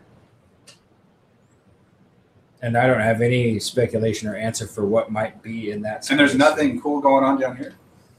Well, there at the bottom. Okay, so there would be dirt and then water, and then like the bottom of the very bottom would be ice. You called the flat part the Earth, right? And this ground is still the Earth. Well, there's the Earth, and then there's still at least 8 or more miles of Earth, definitely down, and then underneath that would be water, and then underneath that water would be ice. So, but you could still keep it all in that exact same shape. Like water and ice and shit.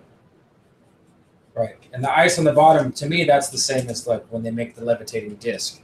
So what do you call that? The Great Deep, like the frozen deep. Okay.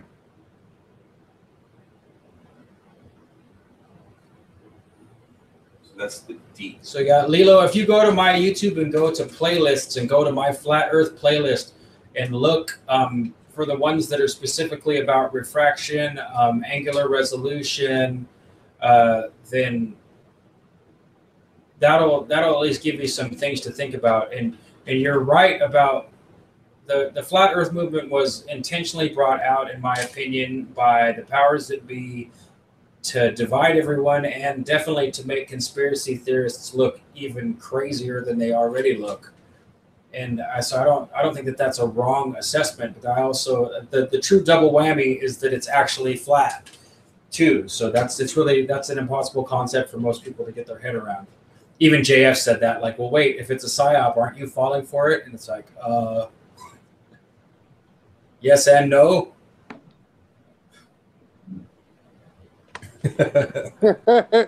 Well, to me, it always makes me think of that scene from The Princess Bride where they're trying to figure out the poison exchange, and it's the double inverted inversion. And of course, you fool, I would never drink the poison because you switched it, and I know that you switched it, so I switched it also. And now, that to me, that's the real world we're living in. Like, well, we could tell them it's flat and make them look stupid for believing it, even though it is. And someone's like, yeah, do that. Oh, yeah, so the atomists. Jim went like this. So Parmenides and the atomists. Yeah, go ahead. Parmenides said you can't have nothingness, but his conclusion was absurd, that since there can't be empty space, therefore motion doesn't actually occur. Right. And there's just this like oneness. There's no stuff. There's nothing happening. There's just this like pure one sphere. Right. It's just one sphere, and that's all that exists. Yeah, his conclusion was what I said, that if God exists and is at rest, then it's an undisturbed inertial plane. So that's the Parmenidean universe. There's just this one. He doesn't really call it a sphere, but it's kind of sort of like depicted as a sphere, like symbolically. So that's Parmenides. And the ancient Greeks said, fuck, this guy's right about the nothingness, but obviously he has to be wrong about motion because we can see motion. So how do we fix this? So what the atomists did, they said, we admit that you're right, but we also know that we believe that there's motion. So we're going to take your spheres and put them in a void. And now we believe there's like a bunch of spheres. Right. There's a whole bunch of Parmenidean entities, and maybe they bounce around, and that's how stuff happens. And then from then on, no one questioned it. Yeah. And then obviously things have, I mean, it's more than that. But, metaphysically, like, okay, that's like the kind of metaphysical framework we're going to interpret things in, and we're going to find evidence and interpret it against that idea. And no one really tried to resolve the law of Parmenides, that you can't have emptiness. No one really tried to resolve how do you get motion and still follow the law of Parmenides. Descartes tried to, and he had these like swirling, like everything was like more like a ether, it was like everything was physical. There was no empty space. There was just different densities, and everything moved in these like cycles. Like he had a cycle model where the entire universe was filled up, and stuff moved, but it like moved like in circles. Right, like one of those sliding puzzle boards. Yep. Where because you get motion, but there's no empty spaces. Mm-hmm. You know, to get the picture to be complete, you have to everything kind of like that GIF you made. Yeah, of how a wave. You have, if you don't grasp Parmenides, there's no way you're ever going to understand lore theory. Like lore theory attempts to resolve the problem of Parmenides with the torus thing, like the Pac-Man screen. Right. Like you can move stuff over here and it comes out on this edge. Right. Okay. And that resolves all the problems. That's funny that it comes back to the, because that's a huge, the people Like that aren't Pac-Man. Yep. And Adam's talking about the lore theory, which I mean he's been talking about this on and off for years, and I've never had theory, Adam? Yeah, it's Adam Lore's theory of the universe. That's just my own thing I made up. That's not right. like a right. You're not No, find this a book about it. The lore who came up with the theory is the one that's sitting here off camera. So what is the lore theory? He said, "What is the lore theory?" I could try to explain it. Yeah, go ahead. Let me read this girl's question first here, because I don't. We got a new fan. We're gonna do this every week. Leo, I guess. I kept calling you Lilo. Is that right? There's an L in there, Leo. So there's heaps of disinformation out there about 9/11 truth movement as well. Makes people who question what really happened look crazy automatically. Sorry to be interrupting. No, that's true. That's just that's disinformation 101. You know, they always parallel stories, and don't feel bad for interrupting. You're one of the main reasons we did this was so that people would have something entertaining to watch and listen to. I mean, I'm going to turn it over to Adam and let him explain his theory of the universe here in a second. But as far as if you go look up my name along with the artist Jesse Waugh, right before the Adam Worski show, Adam Worski. How do you spell Waugh? Jesse Waugh? It's Waugh. Jesse Waugh is an exceptional artist. He's living in Barcelona, Spain, and he interviewed me, and we describe. We have a nice conversation about disinformation tactics. Jesse Waugh actually made a video almost 12 years ago now about the fact that nuclear bombs appear to be completely fake. Good night, Jeff. Good to see you, man. How they took over his forum and his idea and made it look all messed up and stupid so that people wouldn't doubt the veracity of nuclear bombs. But anyway, on that note, let's go over here to hear more about the lore theory. So go ahead, Adam. So I'm gonna go ahead and give you the headphones too, so that if you need to fill the question, you can. All right, Jim. So I can hear you. I'm gonna. You can. Oh, you don't. Okay, so I'm gonna a little caveat. I cannot explain lore theory in less than probably 2 hours. So this is well, like the short version. give me the. There's so many parts of it that you can't really understand it without understanding all of it. But the basic idea. Where did you come up with it, or why, or I guess, just it's basically worldview. It's kind of like a theory of the structure of the fine scale structure of the universe on the largest scales and smallest scales. So it's like basically instead of like string theory right now is trying to explain atoms and subatomic particles and stuff with all these extra dimensions and stuff, and they're not really able to do it, and they're still basically trying to find a unified theory of the universe, onto the smallest and largest scale. So that's kind of what lore theory attempts to do. It has nothing to do with the planet Earth. Okay. I think that the Earth is a sphere, just like everyone else, like 99% of everyone, or actually I don't know, maybe it's less than 99% now. I guess flat Earth is kind of popular. Hard to say.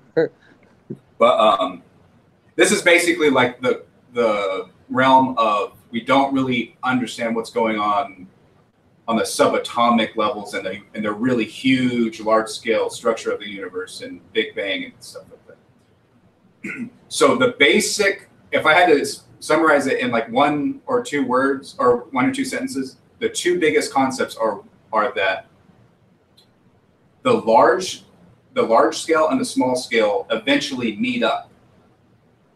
So if you zoomed in close enough on something, you'd eventually see it would start to get bigger and bigger, and then you would be zooming in on, you would be looking at bigger stuff. And then if you zoomed out and you saw bigger and bigger and stuff, you'd eventually start to see like particles and stuff like that. That really actually kind of makes sense. So it's like size is like a loop. Spiral. Yeah. Or like a vortex. Yeah. But so it's like instead of like a line, instead of size going from large to small on a line, on a scale, it's like it loops like a circle. If it gets large enough, eventually it starts to get small and vice versa. Or like a Mandelbrot set, sort of. Sort of, but each little copy of the like on a fractal, it is very much like a fractal, but like think of it like triangles within triangles within triangles. And triangles being like the simplest space that holds the most mass or something. I don't know. I don't know. I'm just throwing stuff out there, I guess. But like using, this is just like an analogy. Like you said, the Mandelbrot set, a much simpler fraction of fractal would be like triangles within triangles, right? Okay, I get it. So that's like a fractal, like it's just a repeating image. Yeah. So in lore theory, it's like a fractal, but once you get to the second smaller triangle within, that is the same triangle. It's not a copy. It's not like a new image. It's like you're back to where you started, and you're seeing it again. You're back to where you started. It's not an image. It's like is there. It is what it was before. There's only the one triangle, and then you're just seeing it as if it's like the mirrors. You know, when you have a mirror within a mirror, you see the reflection of two mirrors, and it just looks like it goes down into infinity. But your perception is that one triangle is all of the triangles and many triangles. Is that what you're kind of saying, I guess? Or there's just one triangle. Oh, just one. Yeah. But you can zoom into the triangle, and once you get down to a small enough scale, you'll see the entire triangle again. Once you get to that point, wow. There's no more space. You went through the entire universe. So that's an analogy. That's an analogy. Now, the other part of lore theory is that there is no empty space. The entirety of the universe is not atoms or fields. It's like they're like dense, like everywhere in the universe on the smallest scale is like cubes, like dense cubes moving around. And that's what kind of describes the effects that we see as like particles and wave, like the kind of particle wave duality problem, you know? Like having a garden hose full of marbles, and you put one marble in on one end, and then instantaneously a marble pops out of the other end. Right, but it's like that, but like there's marbles everywhere, and it's on a Pac-Man screen. Oh, and it's a Pac-Man style. Yeah. That's pretty cool. It's kind of hard to explain, but basically, so a really important part. This is how this relates to the flat Earth thing. Is that okay? In my model, if you have a larger and larger and larger circle, eventually that circle gets flat, right? And I believe that an infinitely large circle and an infinitely long straight line are identical. An infinitely large circle is not curved at all. It's completely flat. It's a completely straight line. Does that make sense? Like if you imagine a circle growing and growing? Yeah, well, at infinite size, you can't disprove that as being fact, that they're the same, because you can't comprehend infinite.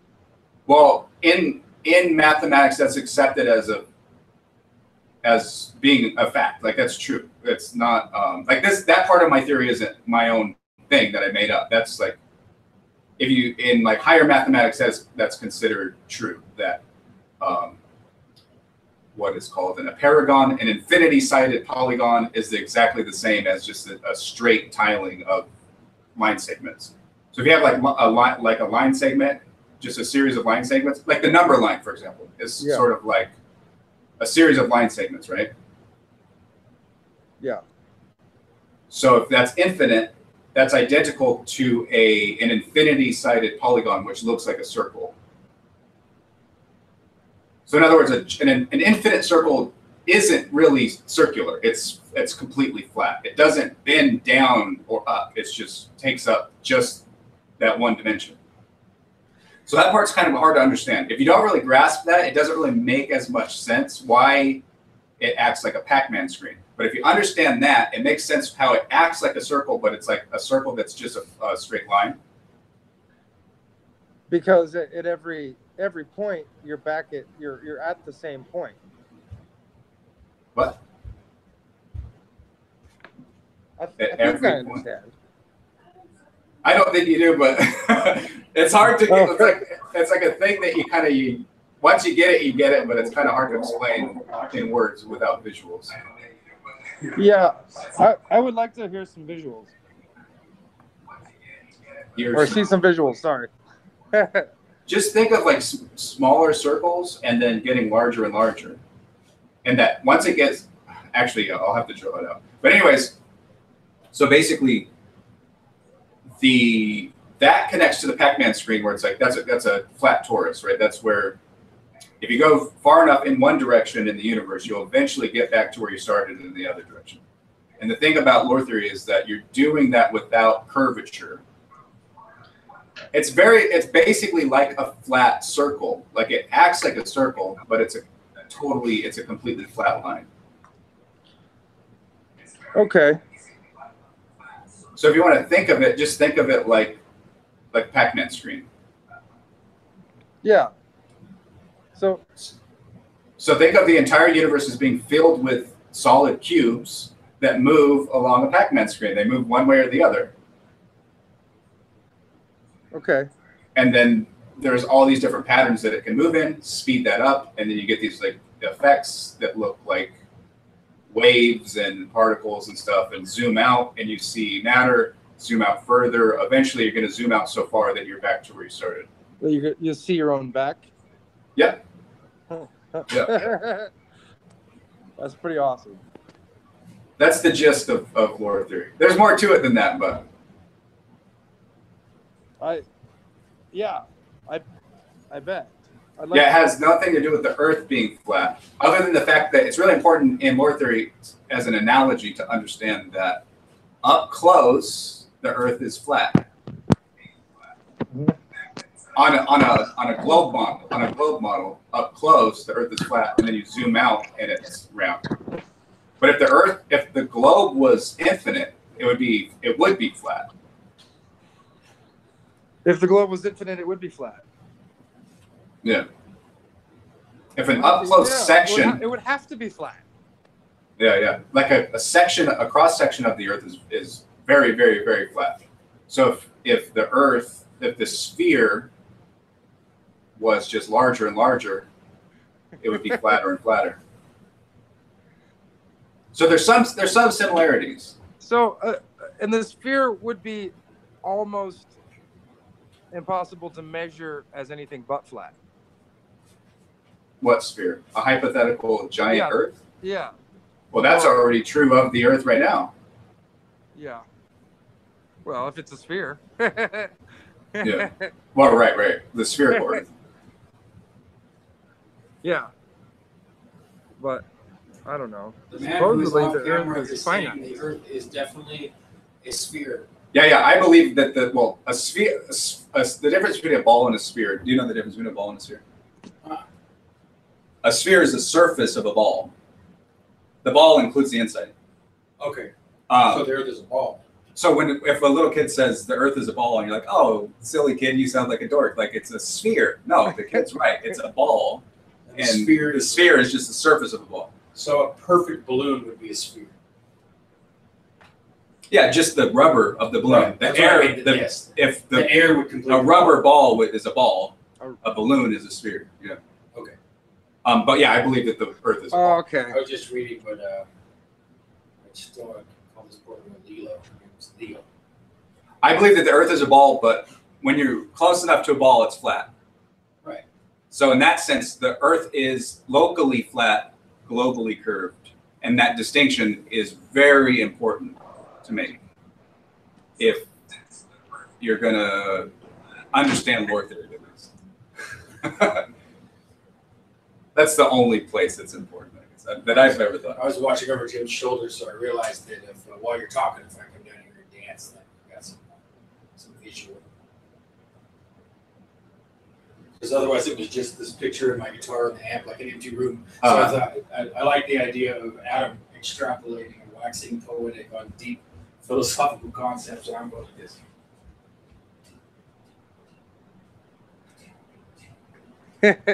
Mark Sargent does that.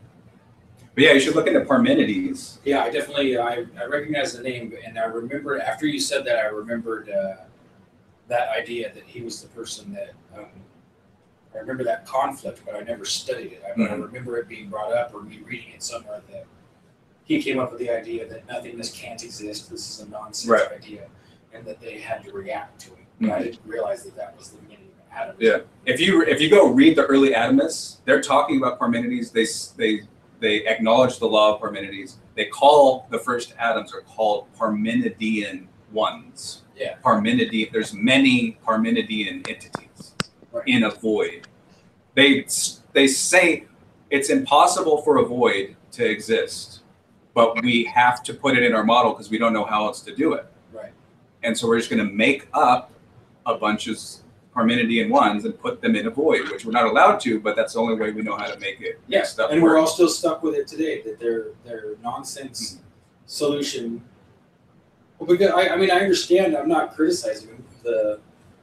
The issue is that if only something exists and there's no such thing as nothing, then that leaves us zero room. It's infinite density then. Yeah, there's no such thing as density. There's just on or off. If there is something or isn't, but there's no such thing as off. So it's not ones and zeros. It's all ones. Right. There's all that can be is ones. So the ones are moving around is what I think.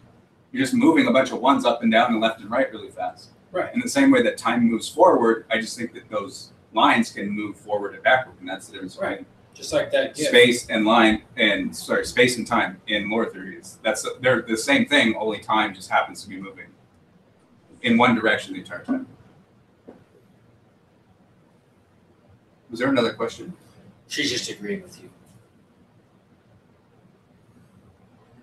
She's saying, I agree that it's a flat plane on an individual level from our small perspective as individual humans, but the man off camera seems to be saying it is a globe. Yeah, I'm not a flat earther. Yes. Adam Moore is not a flat earther. Except for in the sense that I make the distinction that on a globe, it's not that it seems, quote unquote, seems flat up close. That's what people say. It seems flat up close. It is flat. That's the thing that people struggle with. Right. Well, because to them, it can't be both. Mm-hmm. Yeah. You know, which I understand that it could potentially be both, but I think if that was the case, the reason that I still she's so confused. What's confusing? Like I believe in normal. She says I was. She gets. Oh! I misread. No, yeah. There's two flat earthers here and one non-flat earther. Yeah. Or I guess one very. The Earth is locally flat, globally curved. Right. In topology, that is like not a controversial thing. No, well, to me, people just need to realize how surveyors work. If you look up surveying, there's two types of surveying. There's plane surveying, and then there's geodetic surveying. And it doesn't turn to geodetic surveying where they allegedly measure and account for curvature until something like 270 kilometers in circumference. Okay, that's an enormous swath of ground. If we're sitting, we go draw a 270-mile circle around us. It's a terrific amount of area to say we always act as if this is flat. When we want to build something, when we want to run, we're going to run railroad from here to the other side of the circle. It's flat. So it's not act as if, though. That's the thing. Like, I'll use an example. Like, let's say if you were building a giant circle the size of, like, okay, my reference right now is as if the Earth is a ball, right? Right. Okay, let's say just for the second, within the context of a ball, Earth, spherical Earth. Okay, you're building a giant Earth-sized circle out of Legos, right? Mm-hmm. And you're stacking them together. Right. At some point, you're going to have to stop making a straight line and make one go down. Yes. There's going to be 100 zillion straight Legos first that are 100% completely flat. There's no bending it. Right. It doesn't, quote unquote, seem flat. There is flatness for a certain point before you put that one Lego down. Just like drawing in paint. Yeah, exactly. If you made a circle out of pixels, if you made an Earth-sized circle out of pixels, how many of those pixels are right next to each other? Yeah, most of them. Millions. Yeah. Probably. That doesn't, quote unquote, seem flat. It really actually is. There isn't curvature yet until you get over here. I think that people don't like acknowledge that, and then that's why people like are so even so much against the flat Earth, even like stronger. I think. It's funny. Oh. Is it storming? Oh yeah, it's still going. I think. Yeah, maybe we should start to wrap it up, huh? Sure. Unless you have it. Tune in next week for Lore Theory Part 2. Yeah. I've never really been, even like if I don't know, I'm trying to explain Lore Theory to Bryce. Like I've explained it to him for over hours and hours and hours. It's like no one really understands what I'm talking about. It's like too much. It doesn't really make sense until you really grasp all of the concepts and see why it leads to the other concepts. Right. So it's like if you don't really understand all the pieces, it just seems like a magical Pac-Man screen. You don't understand why it acts like that. It just seems like a magical explanation. Right. No, that's an easy, simple way for people to imagine it without understanding the concept fully. Because I think I have a vague idea of what you mean, but I would want more information to resolve the idea that it's programmed that way. It's because it's a simulation. This is the kind of excuse people give usually for this. Like in some of the flat Earth models, people say, "Well, we think it's definitely a diamond-shaped map, so it's a square on its side." And now things exit and enter east to west, as if there's a time-space jump or something. That like you leave. So to explain, my friend who was in the Navy, and he says he's left on his aircraft carrier traveling west from San Diego, gone to Hawaii, and then gone from Hawaii to the Philippines, from the Philippines to the Middle East, from the Middle East back towards home. So in that model, somewhere there in the Pacific Ocean, he would have vanished in a time-space continuum or whatever you want to call it, in a time jump, and arrived somewhere on the other side of the map. Well, I don't... Like he believes that happened to him. No. He's absolutely a globe believer. Oh, okay. But you're saying there are people who are flat Earth people that believe that it's like a Pac-Man that speculate that it is actually physically like a Pac-Man screen, which I think is just nonsense. I think it's more likely that they lied about circumnavigating anything, and that the map is actually arranged in such a way that it appears to us, it works effectively for us to use as a navigation tool, and it appears to all line up and make sense, but that there's actually a conundrum or a trick that they've pulled that makes things angled and or laid out in such a way that it's not, it works for us as a model, but it's not the actual reality that we're looking at. That's the likely solution I have based on the current set of beliefs I have, that I don't see anything that convinces me that there's curvature anywhere on the Earth. I don't trust NASA or any of the space agencies. I think they are all in collusion with one another while appearing to be only. So if you literally went up like in a rocket ship into space and you started to see it, let's say assuming that there is a ball Earth for this question, and then you started to see it, what I honestly think, if I was you, if I believed that the Earth was flat, and I supposedly was in this rocket ship going up in space, and then I supposedly saw it curving, I'd be like, I don't believe you. I think you guys are tricking me. Well, I'd be super skeptical of the. So it seems like it'd be really hard to. I don't know. I think that people don't appreciate it's really hard to change someone's like core metaphysics. Once you're convinced that the universe started with a big bang, it's like it's really hard not to think of just things like that, like the overall like way that reality works. No, and that's what I've always been, someone who never accepted the core metaphysics at all of Big Bang, billions of years, evolution, atheism, any of those things, I've always leaned more towards the idea of something like a Christian God or something like a creator God. I mean, I still think that those are weak terms to. I think that the ancient texts are right to say that's too heralded of a that you shouldn't. You should give it enough respect to not try and give it a categorical name.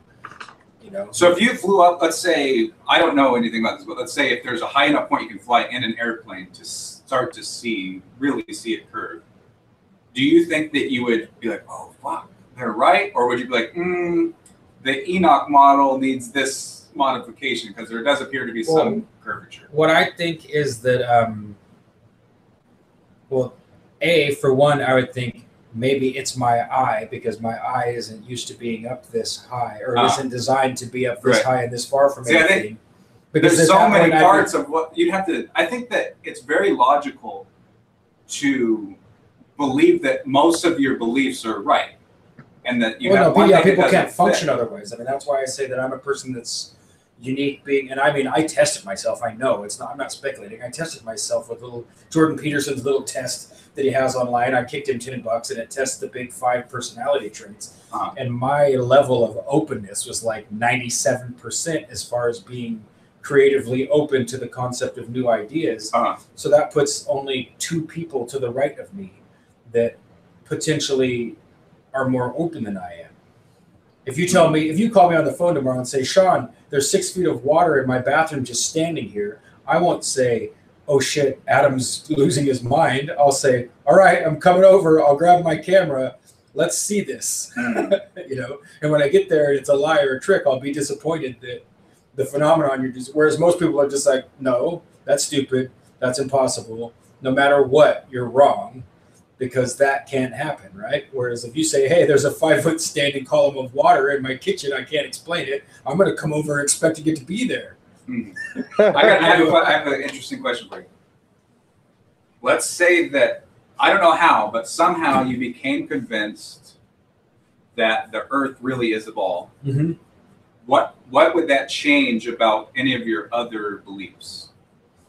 Like, how would that affect all the other stuff that you believe? Like, you basically believe that it's a conspiracy, like they're like trying to trick you to believe this, right? Well, I think it's even greater than that. I mean, I don't think that it's a conspiracy of men. I think that men at the very tip top are complicit, and I think that it's probably that there's even hidden and secret men that we don't know anything about. That's why I was talking about Silmarillion. In that, the spirits. So it's like a metaphysics. It's like a it's archons, like Plato or something. Right. Yeah, exactly. Your daemon. The shadows that we all or something. That we all. Right. It is. Yeah. I think that it's that there's spiritual powers that feed off of us here, and that they influence men on a grand scale, and that those men somehow benefit from being in cahoots with and I'm not saying this like some random theory. This is what you find if you chase every conspiracy to the top. Aleister Crowley is divining information from someone. All the books of all of the prophets, they're all divining information from someone. Whether it be positive or negative doesn't matter. You go look at Alice Bailey, Helena Blavatsky, Alice Bailey. All these people, they all have some kind of higher power that they end up communing with and then making grandiose plans. Even someone like Tracy Twyman, just like making a magazine when she's a teenage girl and playing with the Ouija board, ended up starting, that's the lady that wrote the Baphomet books and everything. I've shared her. She's the one that she chose some of your music, but then you like that's cool. You used it, but don't put my name on it.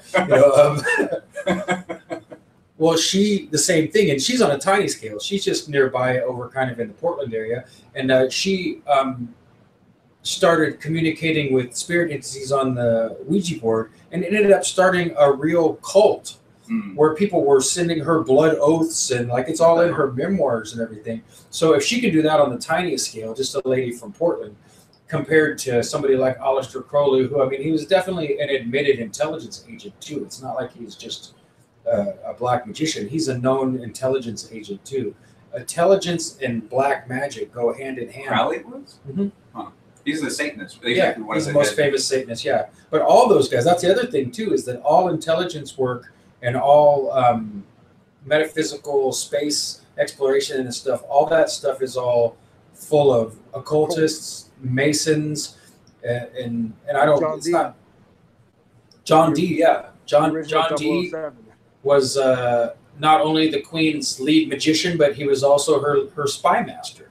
And then like Jack Parsons is a really super famous NASA rocket scientist, and he's totally a black, like a Thelemite. And a Thelemite is a person who follows Crowley. That's Crowley's religion that he started, is Thelema. You know, when you hear people say, "Do as thou will be the whole of the law," that's the same as a Christian saying, "Do unto others as you would have them do unto you." That's the main mantra of Dilemma, is "Do as thou wilt." That's Crowley's religion that he started. Well, Jack Parsons is probably the most popularized name related to NASA as far as rocket science. He's like the Tom Cruise of rocket science. Total OTO Thelemite.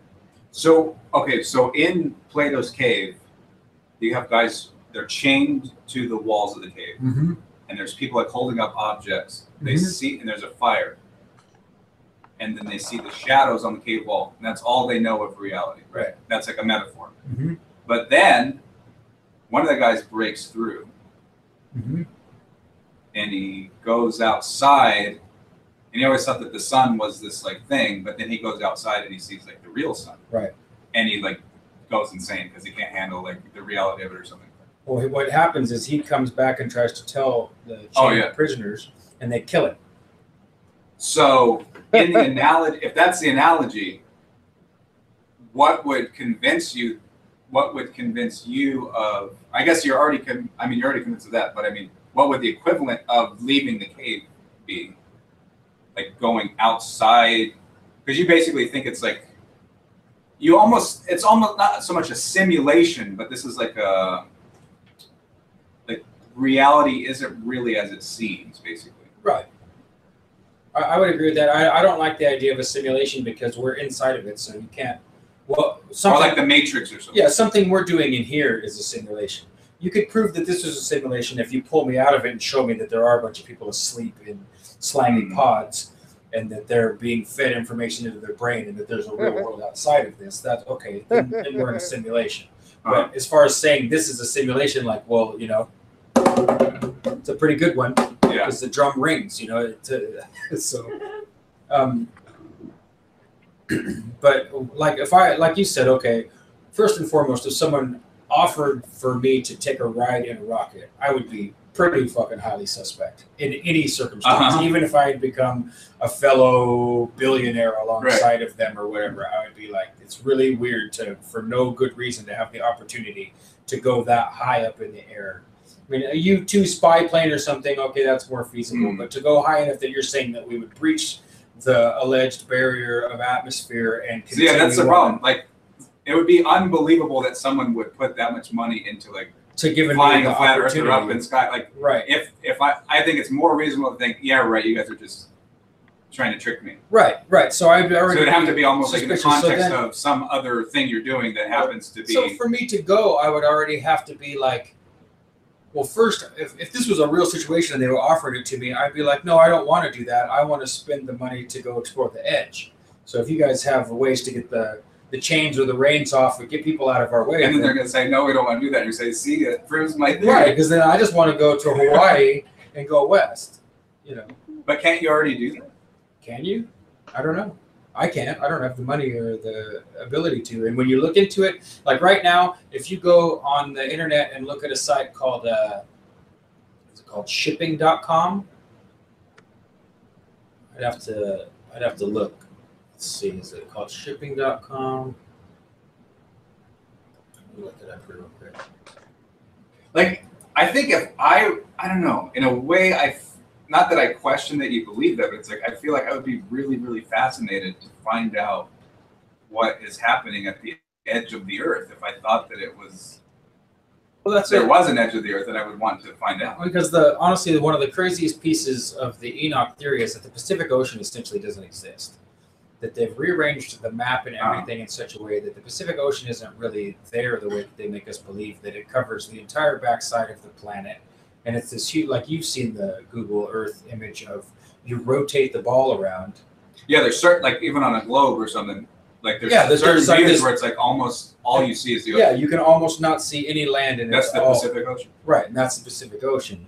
So there's ways to theorize that's a, like compensating for trying to fit the puzzle pieces together so they invent and it's a way to hide something that's really there, something like Atlantis or a hidden continent or land where people and things exist that we don't know anything about.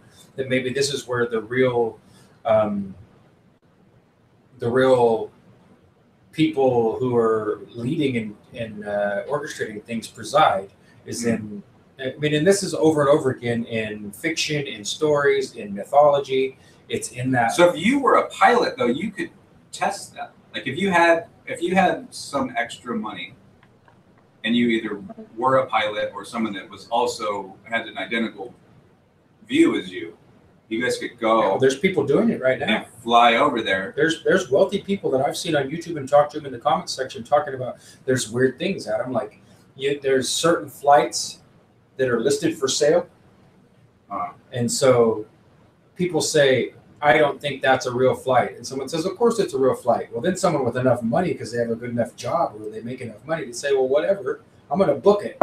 And they went and tried to book a number of these flights and you can't book them. So some of these are dummy flights, according to people. I mean, I haven't taken my credit card and tried to book a $1,000 flight from like Buenos Aires to the United Arab Emirates or whatever it was. That's not a good example because that might be a real flight.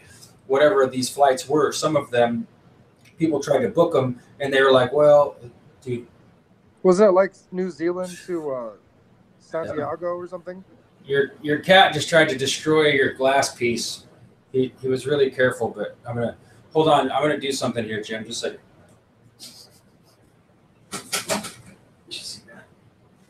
He was standing over the top of this like this. So basically, there are people who are that skeptical and are like exploring and trying to like figure this stuff out. Well, at least allegedly. I mean, it's just people in YouTube comments threads, and it's not anyone I've talked to in person. Because the Hollow Earth people, they would do that. They would like pay like a bunch of money. I said it right here. And like do these like experiments and stuff, but they would like invest a lot of money. The rectilineator was a huge project by the Hollow Earth people. Where they built this huge long thing trying to determine if the horizon actually curves up at a distance, and some people believe it does. To me, it's really funny that I'm suspicious of it all because I see. Yeah, why are you so suspicious of it? Because of my studying of the past, that they bring things out as a distraction or a division or as kind of a way to rile people up, and then eventually revolution happens. Okay, so the French Revolution, if you go study the very, very, very first conspiracy theory you can find anywhere, Auguste Barruel, maybe it's Barruel, Augustin Barruel. He claims that the Enlightenment philosophists, that's what he calls them. Philosophists. Yeah, it's an intentional pun or a play on words for him to insult them. Okay. He's combining philosopher with sophist, so that he's calling them philosophists. Oh, he's saying that they're not actually seeking wisdom, that they're creating false wisdom to sell it. And so the Enlightenment, we can just call them the Enlightenment philosophers, were essentially promoting what we have today, liberty and I can't remember the other main word, fraternity. Liberty and fraternity is, I think, the words that they used. But prior to the French Revolution, they did all of this work to disseminate their new philosophy into the minds of people that were nearby, the kings and the priests and the people in positions of power at that time, which would have only been the throne and the pulpit, or if there's a better word than pulpit, because it wasn't really pulpit, it was the church. So you've got the divine power and the kingly power, and they're linked to each other because the king defaults to the church to a degree, but he's also the king. So there's this, it's just like we read in all the old books of people like all the old authors. I can't think of off the top of my head, the Three Musketeers, whoever wrote that. It's the church and the king those are the political power juggernauts. Not like today where we have democracy and other forms of government. Back then it was different. But so before the French Revolution, they intentionally got their philosophers and their people close to and involved with the church and the king. And then the French Revolution was them externalizing the fact that they had gained all this power, so that they first put all the ideas in everyone's heads by putting their people and their information and their pamphlets and printing and tracts close to the king, close to the pope or whatever. And then when it was time, they had everyone take action. They had the French Revolution, and they considered that the externalization of their movement, of their enlightenment, because that's what they called it, was the French Enlightenment. And that all conspiracy essentially stems back to that was the first play for what we would call a full world or global conspiracy. So what I see is the same thing happening again with studying communitarianism, seeing that they're trying to make something like a one world religion that focuses on nature. They just gave a river somewhere in South America, or I don't remember where it was, but they just passed a law that the river had sentience, that it had life, is it a legal person? That it was animate, that it had animus. And then if you listen to people like Gordon White, who's a famous chaos magician who has a podcast called Rune Soup, he says redundantly that his goal is, and when he says his goal, he's talking about himself and lots of other magicians like him. And I mean real magicians, not stage magic. People who perform magic and get results. You tell them, that's just nonsense, it doesn't work. Well, you're wrong. They're actually performing magic and they're getting results. He's got familiars. It's the same as Tracy Twyman. You can't tell her she's not doing, nothing's happening on the Ouija board. She's communicating, something's happening. It's not a hoax, it's not a ruse. She's divining something's happening. People don't believe it's real, but people that practice it know it's real because they get results. They do it. Gordon White says he's trying to bring animism back to the big table. So that sounds like such a subtle and plain thing to say, but if you look at that's a subtle. I don't know what you mean by that. Well, the way that he presents it is. What does that mean? To bring the idea that everything is animate. Right. Back into the public into the center stage consciousness. Yeah. Similar to kind of how flat Earth is actually coming right. To the and so that's what I think it is. I think if once they have enough people. Wait, are you saying that I kind of miss what you're saying. You're saying that animism is something that you disagree with, or you do agree with? Well, I wouldn't even make it that simple. I think. I do agree that everything kind of has a nature and a spirit and a life in it, but I don't agree that means that we should canonize it or hallow it. I believe all things stem from, for lack of a better way to describe it, from the spirit of God that becomes the spirits of God that becomes the spirits of everything. And I mean everything, not just mammals or not just lizards or not just fish, but everything. I think water has life. All these metals have something like life. See, and that's why I think it's foolish for someone to try to debate with your position, because it's they're not really trying to understand what you're saying, and they're not really trying to convince you otherwise. No, they just want to make. They just hear something you say and they try to think of something they heard and gotcha. Right. It's just a ridicule. That's why I didn't try and bring a hard debate, because I knew that JF could not, in his position, consider the position I'm in. We can't communicate with one another. We can be. I think if I were to debate you, it would take years and years, and even if I broke down the pieces that I think need to be broken down, you're obviously gonna think of new stuff that I have to debate against. So it's it would be very hard to me, that almost is to me, that's that not almost debate. seems That's apologetics in a genuine way that it's like me trying to, if you're a heroin junkie and I really want you to stop because I love you, I'm not going to come up with well, it's going to make your teeth fall out. Yeah. That's a pretty stupid argument. Like, I know. A real reason to like somehow imbue or imbibe the will to live back in you is not going to be some fucking light switch you flip.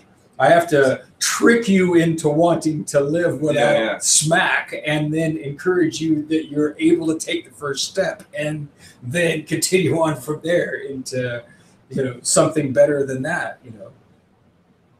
So to me, the way I see it is like, and I think that's a funny metaphor because the idea of you taking right is really funny. Like, it's not going to happen. I'm like an anti-drug guy. But I don't know. To me, I feel like I probably, instead of like disagreeing, like I already so like full-heartedly disagree with the concept of a globally flat Earth. But I feel like you're going to notice things because you don't believe the mainstream story. You're going to notice things about the bullshit that people say, and you're going to point it out, even though I don't think the flat Earth part is right, but you're going to point out things about other things that people didn't notice, and a lot of those things are going to be right. And there's a lot to learn from someone, even if you disagree with their fundamental beliefs. That's it. I mean, I got over immediately upon realizing that I couldn't disprove this, the idea that I was going to be, I mean, it took me a couple weeks. But because for a minute I didn't even like want to like oh, you want to watch Star Wars? I'm like, fuck Star Wars. Like, because if you reject the idea of outer space for a minute you go through this thing that's like, I don't, like, fuck you. It's all offensive for just a minute. And for some people it's permanently offensive. They just become permanently offended at the idea of science fiction, outer space, all CGI, not just what you're getting from NASA, becomes this like, like, fuck you. But I got over that. Like, well, I can still enjoy reading a science fiction novel, watching Blade Runner or whatever, because if I believe that's the world we're in, that we're under this enormous magic spell of delusion, of brainwashing, then I was always in it. I'm still in it. The difference is I feel like I've managed to see through it a little bit, and that's okay. And I don't expect other people to come along with me. That's why I finally came out and said something. Because it's been 3 years. It's like, I'm not. Wait. So this is something that I noticed in the interview that you did, and you keep saying, like, you've only been studying this for 3 years. But I remember you were at least questioning gravity and the spinning of the Earth and stuff way further than that. That's true. I remember at least like early 2000s, you were just like, I don't know if I buy the whole gravity thing. That's funny that you and the remember spinning Earth, and it's like that's proof of what I said. My reaction to that was like, that's mentally retarded. And then I was like, wait a minute.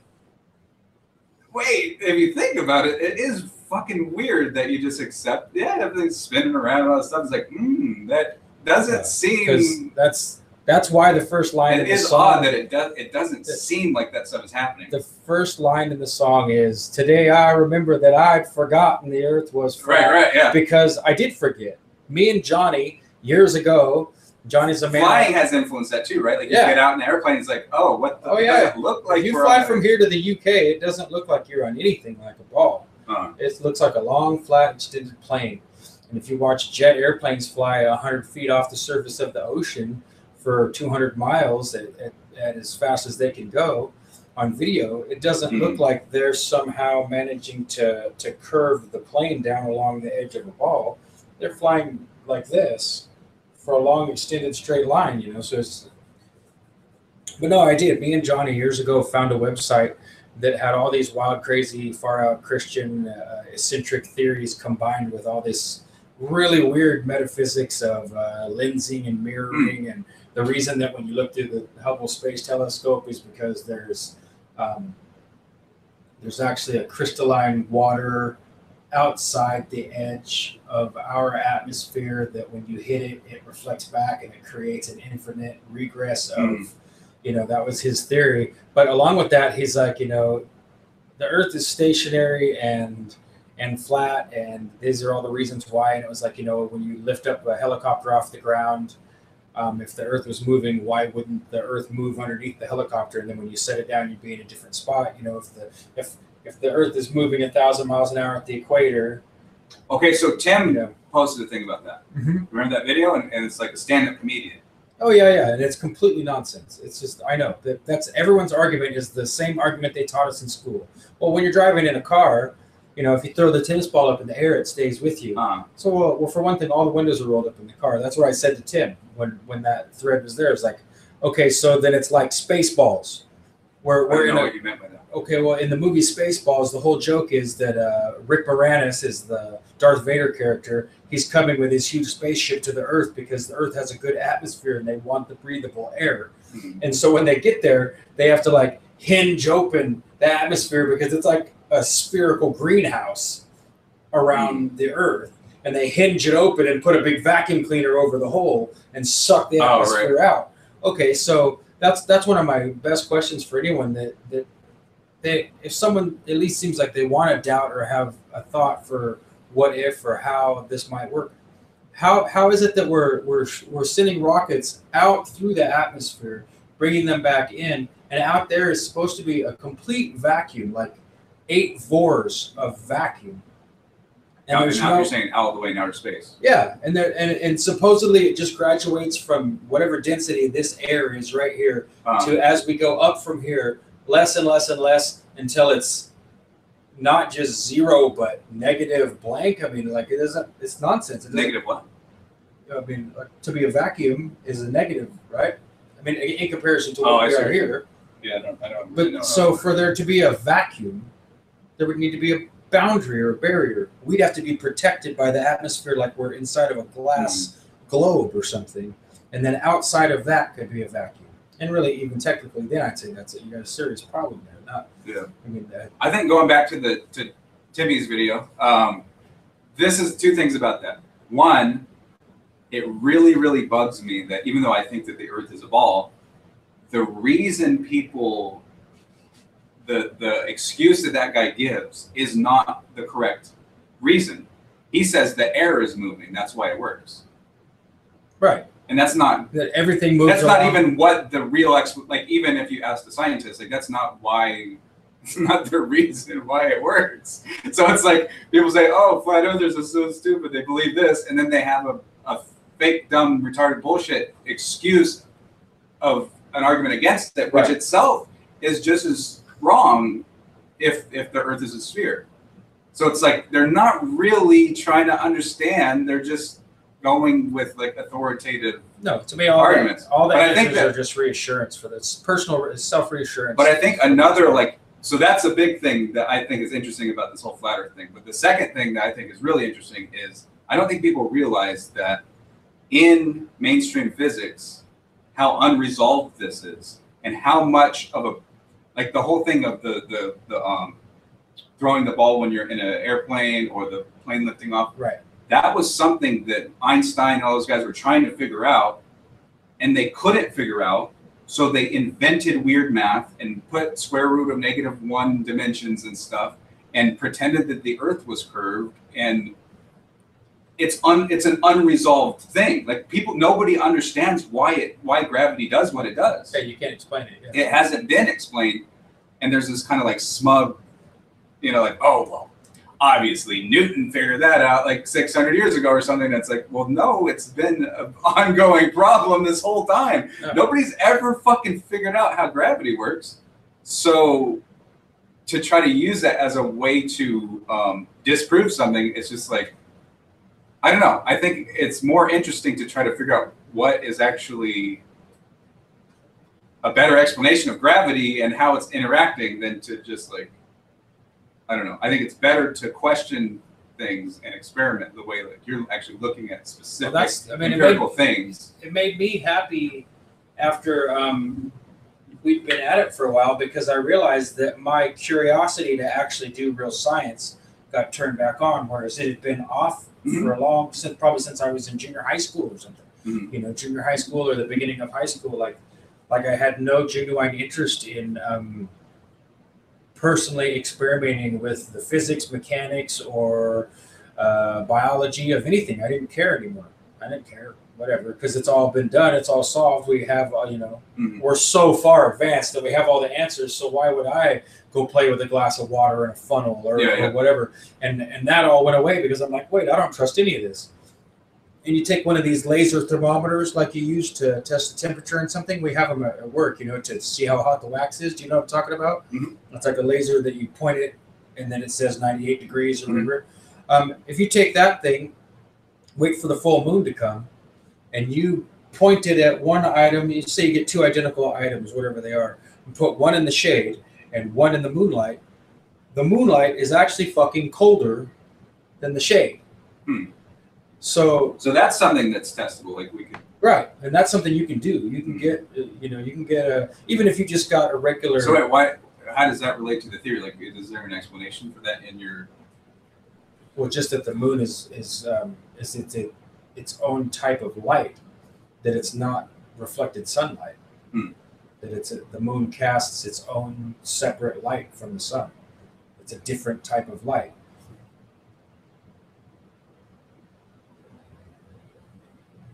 I mean, and I encourage people to do that,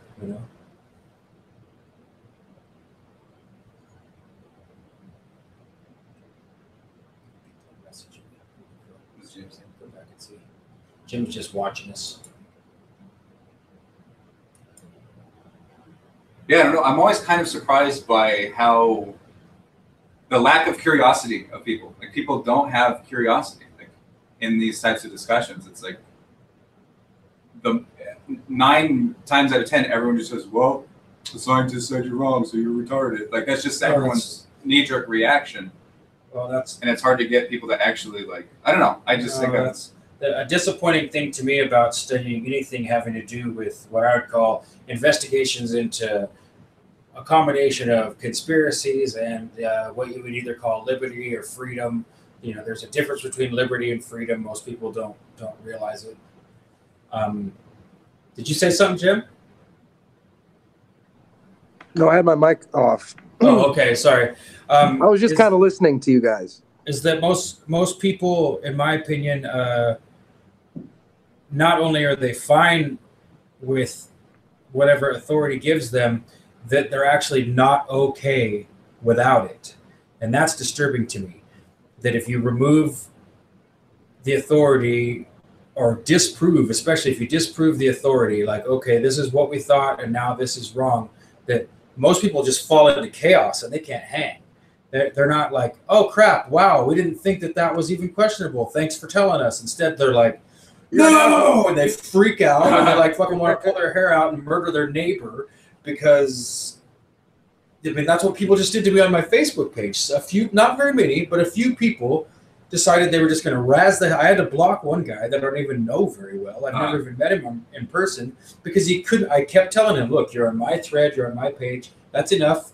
I'm going to get the last comment. I'm going to have the last say in my own post on my own Facebook page. So stop being a jerk and get, everyone else isn't being a jerk, so get out of here. And he could not stop. He had to come back and like, ha ha ha, see, you didn't think of that one, did you? Ha ha ha ha. And it's just like, it's not any kind of additional information. It's not a thoughtful answer. It's just like, see, and you're still stupid and you still don't respect authority, so that makes you even stupider. You're stupid. You're stupid. And like, this is the reaction I see on people when the chance to rely on authority is undermined. Then they defend authority even if authority is wrong because they can't have that. They can't not have the foundation of trusting that everyone that went before them was right.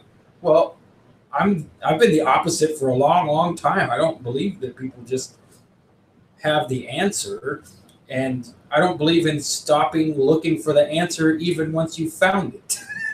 You keep solving the problem even if it's solved because more information might come from that. That's like the guy that's up there, Gerald Pollack at the Washington State University, is doing amazing research. You can look it up on YouTube into the 4th phase of water. For more than 100 years, people thought that water was fully understood and that it has 3 phases: ice, gas. I read a book about that actually. The New Alchemists. Yeah.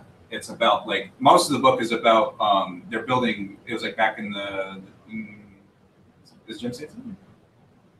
He's muted.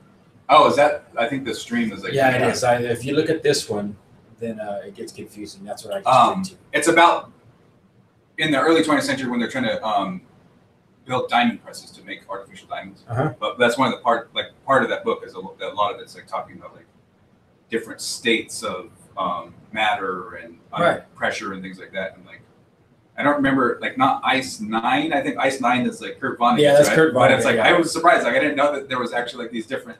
Oh yeah, really sure, is, like, that's Ice exactly 7 what and stuff. You know, He just kind of like made up his own like 9th one, but they talk about like the different states of. He was into that kind of stuff.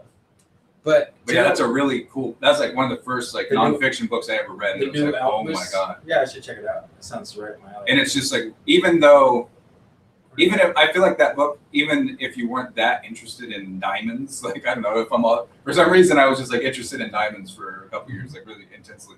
But it's just like the way it's written is really fascinating, and it's like the way this guy thought to like build this diamond press was like inspired by this like mythological tale that he read about the ivy falling off and dying, and it's like, oh, he had this like dream.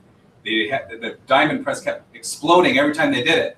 So he like had this like vision in his dream or something about, he was like inspired by this like myth of the dying ivy that he has to build the diamond press already broken, so that when it splits apart, it's already in different pieces. Right. And there's, it's just like interesting things like that. It kind of explains the thinking through and like the kind of creative solutions. Well, to me, that goes back to what we were talking about earlier. So, okay, so if you're being black and selfish and conniving and what do you call it, narcissistic in your thinking, and you take it to the limit, you end up with some kind of personal communication to a being that's advising you to continue that all the more, allegedly, right, according to what we were talking about earlier. So just the same, if you're trying selflessly to solve a problem, or you just feel driven towards a project, and you're not being self-centered and narcissistic about it, you work yourself to exhaustion and oftentimes still fall into a trance or a state of being that you become inspired and you have a vision or a dream, and it solves the problem for you. So once again, there's this metaphysical outside influence that exists in this world that I'd say most people just pretend like it doesn't exist, and they know goddamn well it exists. They live as if it does exist when it happens, and then immediately act again, like you'll thank God and literally stop and say a prayer where you avoid hitting the semi head on and completely forget about that and go back to being an atheist 5 minutes later. I've seen it, with my eyes, that kind of behavior. No atheists in foxholes. Yeah. Kurt Vonnegut said there's no atheists in foxholes, and that's true, but I think it's a crappy argument for God and a great argument against foxholes. What? He's making a case against war. He's saying, okay. He's saying, well, let's just get rid of foxholes then. We don't need them.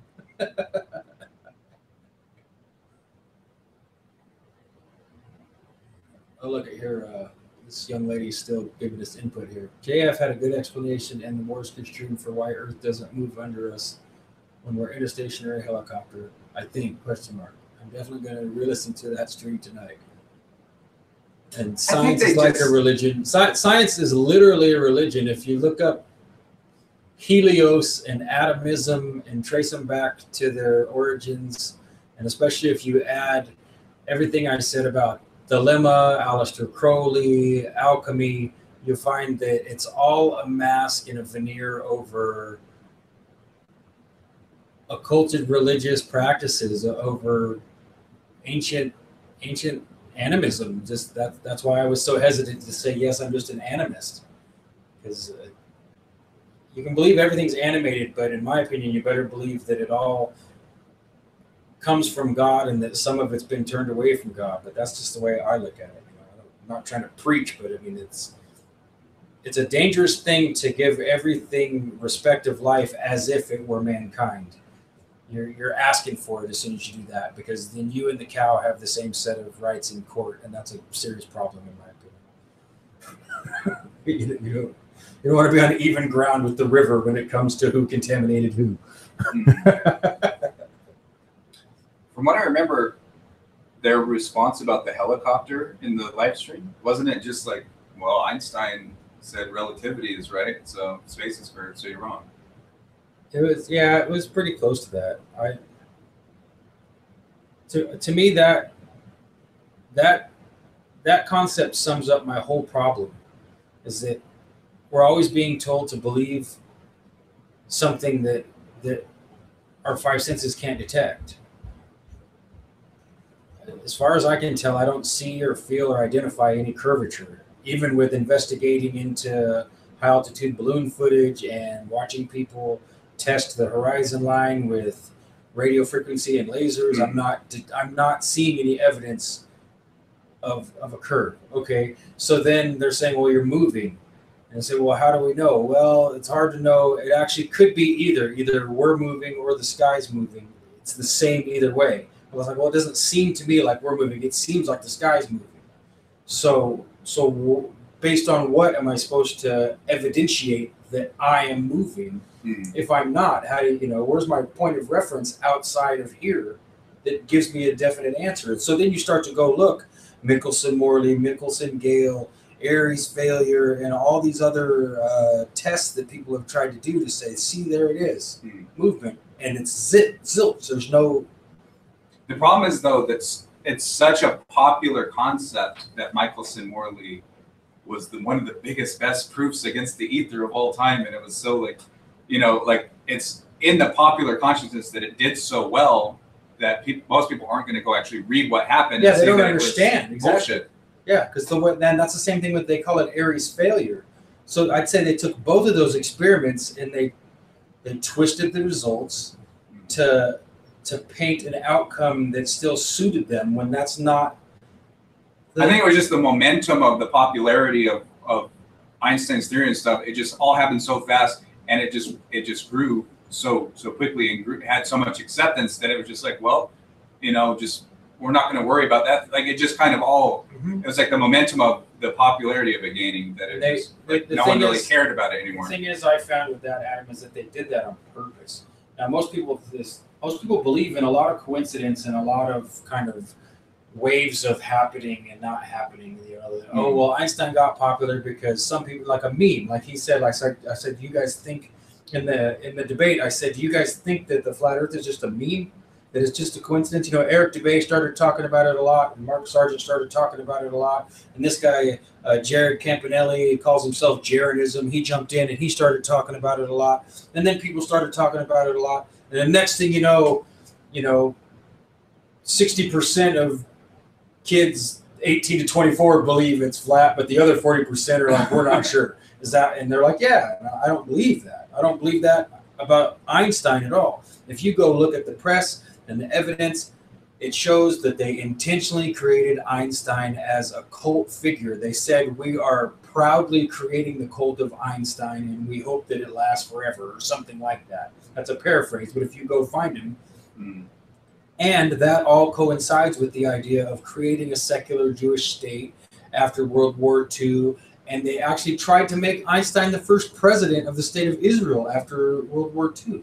And he refused. He told them, no, I'm not going to be your politician, to do this. But they tried, because I saw that as it was a secular idea. Even though they used the excuse of it being God's chosen people, the idea was a secular nation, so it didn't have to be God or not God. But so the idea to use atomism as the excuse, to use the atomic bomb and the brilliance of Einstein and his amazing mathematical theories that supposedly explain the nature of the world, and then to plug him in as the president of the newfound Jewish state, because the Jews are the ones that are famous for being material and intellectual in all things. That's their reputation. I don't think that that's even debatable. That's what they're known for. Is that it's all the cult of Einstein is a real thing. And I said that in the debate. See, I don't know. It's interesting because I feel like it's so weird. So many of the things that I agree with part of what you're saying, but for completely different reasons. I don't see any. I'm not very interested in history and politics and stuff. And you have that interest, and it's to me, I see all of this stuff happening without any of the political stuff. People just naturally are drawn to Einstein and just are they have a natural tendency oh, well, he is a scientist, and he's famous, so everything he says has to be right. They just already have that, Well, I'd say it's a combination of like both. the cult of Einstein is just something that people do just because they worship celebrities and are already programmed. I think that's true, along with the other thing that I said. I think they have to put a lot less effort into creating a cult out of anything than what people imagine. They imagine that you have to have, like, I don't know, like carnival barkers that have to hand out pamphlets or something, where that's not the case. People want to worship, naturally want to worship something, want to give their homage and their grace and their adoration to something naturally. And so then if you give them Einstein, you don't have to really give him a hard nudge. You know, you tell him he did good, you make him look silly with his tongue out and curly hair, so he's kind of eccentric, and it gives them an icon to worship. You know, just like they call, you know, the rock gods, the stars in Hollywood. I actually have a theory about why Einstein is so popular. It's really, really simple.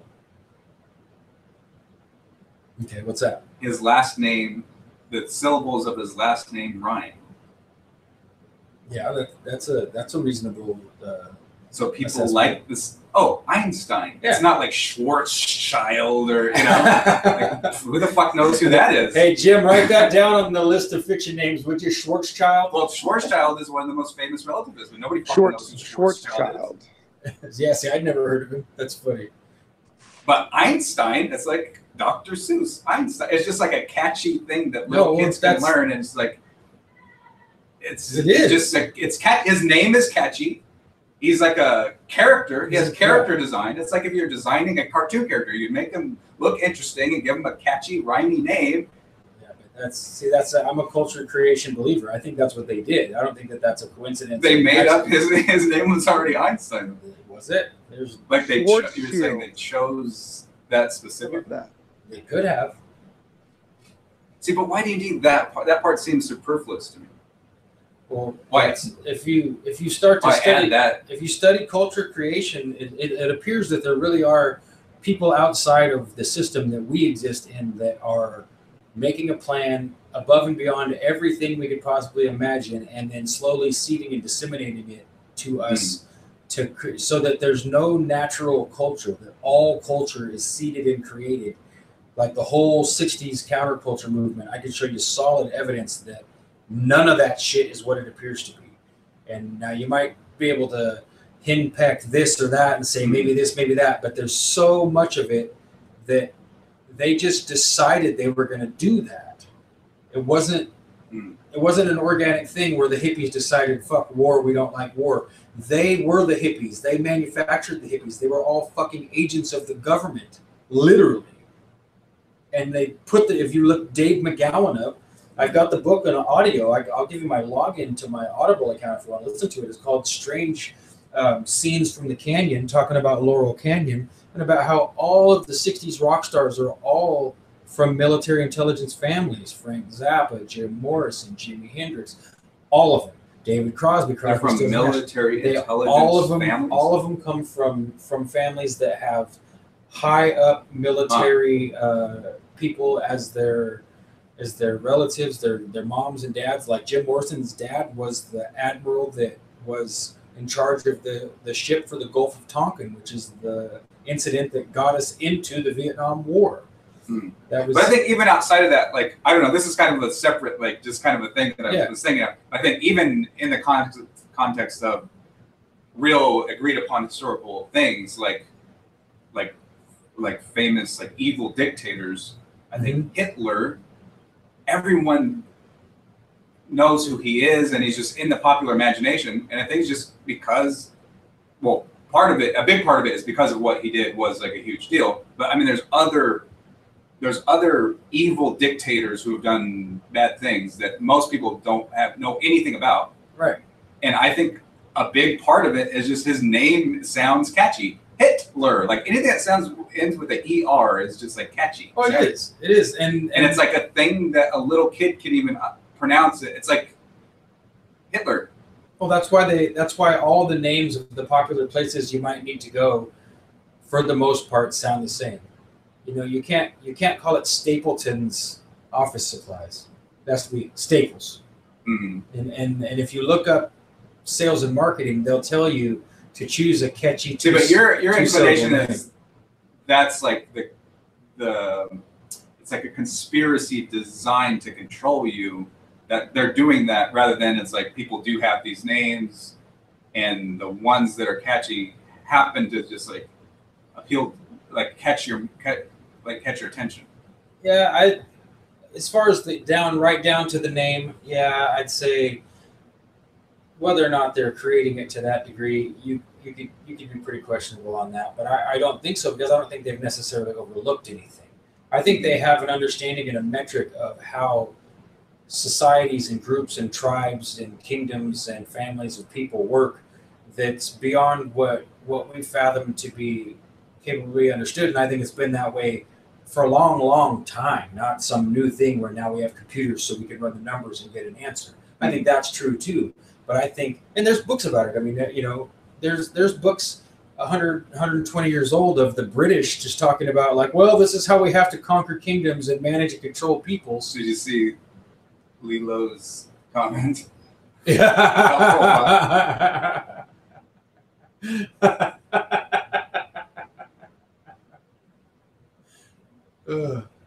That's great. Pol Pot. What did she say? Oh, I'm sorry. She said, I'm not disagreeing with you guys, but Pol Pot has a super fun name, and most people don't seem to know much about him. That's true. I don't remember ever being taught about Pol Pot. I remember I learned about Pol Pot in one of these like online discussions. Oh, they never mentioned it. And then the person who brought it up, she was like really shocked. She was like, "Wow, like your generation just—it's shocking." It was shocking to her that our generation didn't really know about Pol Pot. Yeah, Pol Pot, Mao Zedong. But even I think like Stalin. Once you hear that, it's like, oh, that like catches, it sticks in your mind. Pol Pot. It's just like it sounds like a catchy nonsense, like a Dr. Seuss poem. So. She said something else. Oh, that's weird.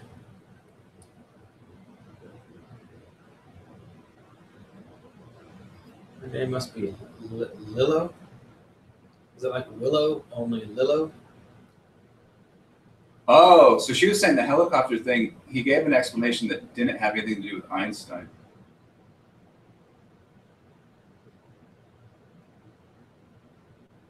From my memory, maybe there might have been different parts where that topic sort of came up, but from my memory, he was talking about relativity and stuff. Yeah. He may not have explicitly mentioned Einstein. But I could be remembering wrong. Yeah, the idea that you've never heard of the Enoch theory is not outrageous. If you type Enoch flat Earth into YouTube, you just get a bunch of Rob Skiba stuff, and people have done lots and lots of extensive work studying and extrapolating and trying to explain what they think the Book of Enoch means. So this theory, either intentionally or accidentally, is completely hidden as far as a model and a concept, and it's also very new, only a few years old. And it's a small group of people doing it. So that's the real test of me playing this game, is to see now that they come knock it all down somehow. You know, and if so, do they make themselves obvious, or do they make themselves subtle so that it looks organic? You know, that's my curiosity. If we're onto something. Do you think that your theory, would you call it? I don't know if you would call it a theory, your model. Do you think that it's falsifiable? Like, is it testable? Could you prove it wrong? Like, is it testable? Yeah, I mean, it's built on the idea of trying as hard as we can to only use empirical observation to build it. You know, so that every little single nook and cranny of it stems back somewhere to this set of people at this time did this or that, etc. You know, that's why I tell people, if you really want to start to understand the Enoch model of a square flat Earth, the thing to do is to find a location where you can observe the moon over and over again and keep watching it for a month or more until one night it comes up and it was right in front of you almost exactly for 3 days in a row, and the next night you're sitting there expecting it to still be there, and instead it's 10 or 15 degrees farther south than it was in less than 24 hours. Right, but have you looked in, like, I haven't, I remember you told me about that, and I was meaning to look into that. Have you looked into, like, any mainstream like confirmation of that effect, or is there? Do you know of any like we haven't found anything explanations nobody of like, maybe it. that is like a agreed upon thing that it does occur in astronomy that's well known, but they have some other. We did search. I mean, I didn't like relentlessly. I didn't like start contacting astrologists.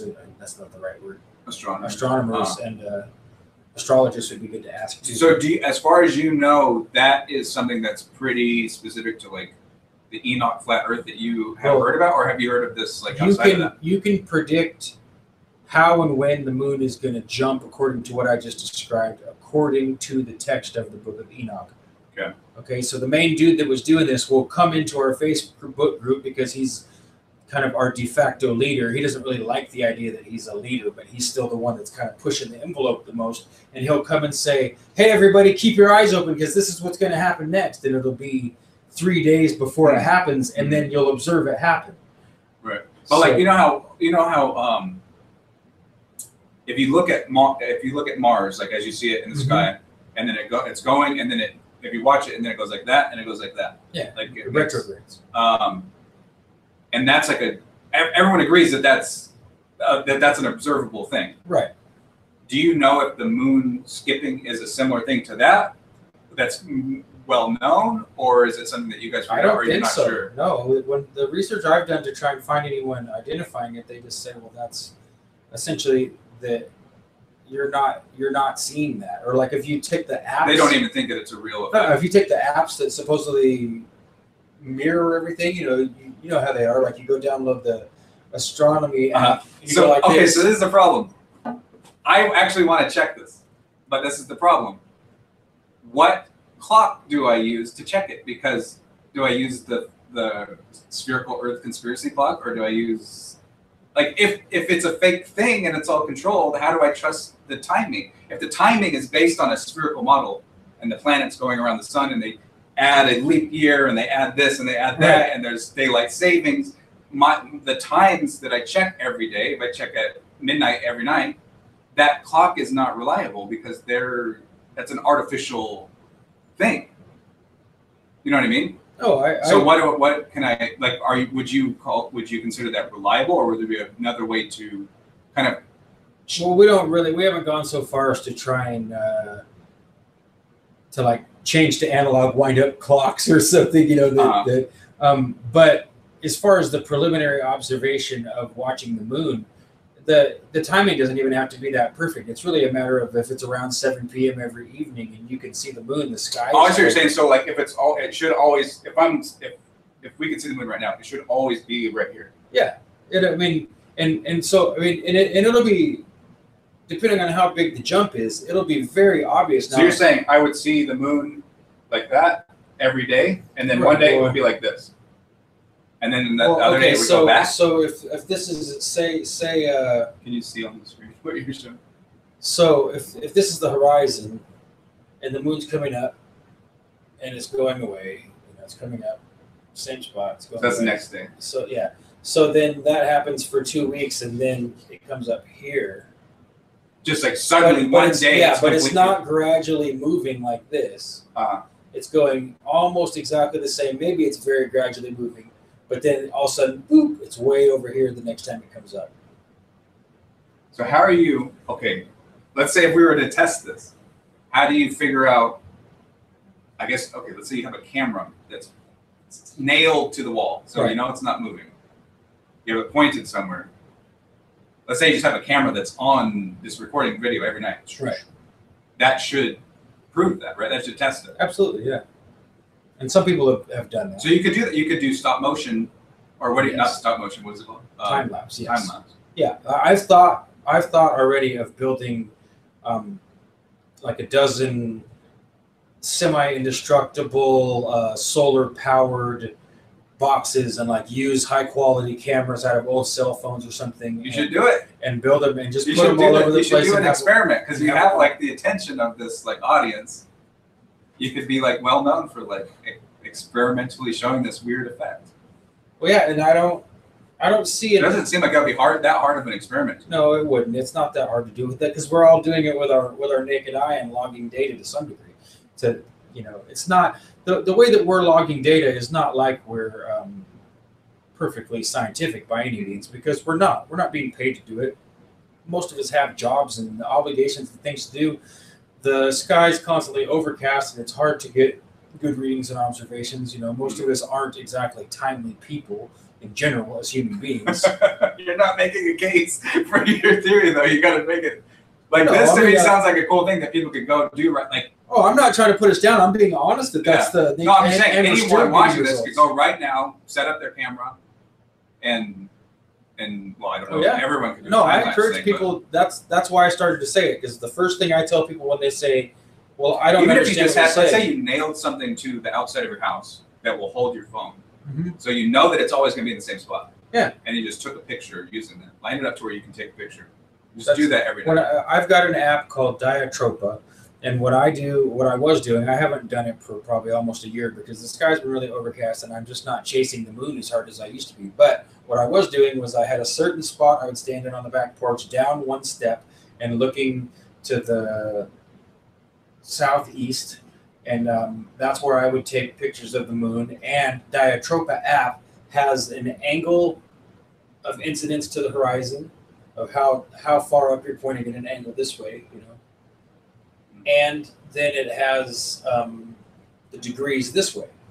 And it's on the screen. So you get the moon right on the X. It tells you how far off the horizon you are and what angle you are on the compass, what degree you are on the compass. So then when you push the button, as long as you've got the moon centered, or the sun, if you're taking a picture of the sun, it's giving you're pointing your camera up at this angle and you're at this degree on the compass. So then you're getting a reasonable measure. So then if we all do that and dump data into a place where someone has got eyes and is sifting it and looking at it, then you start to correlate. Okay, so Sean shooting in the Pacific Northwest is seeing this, and so shooting in New Zealand or in South America is seeing this, and you start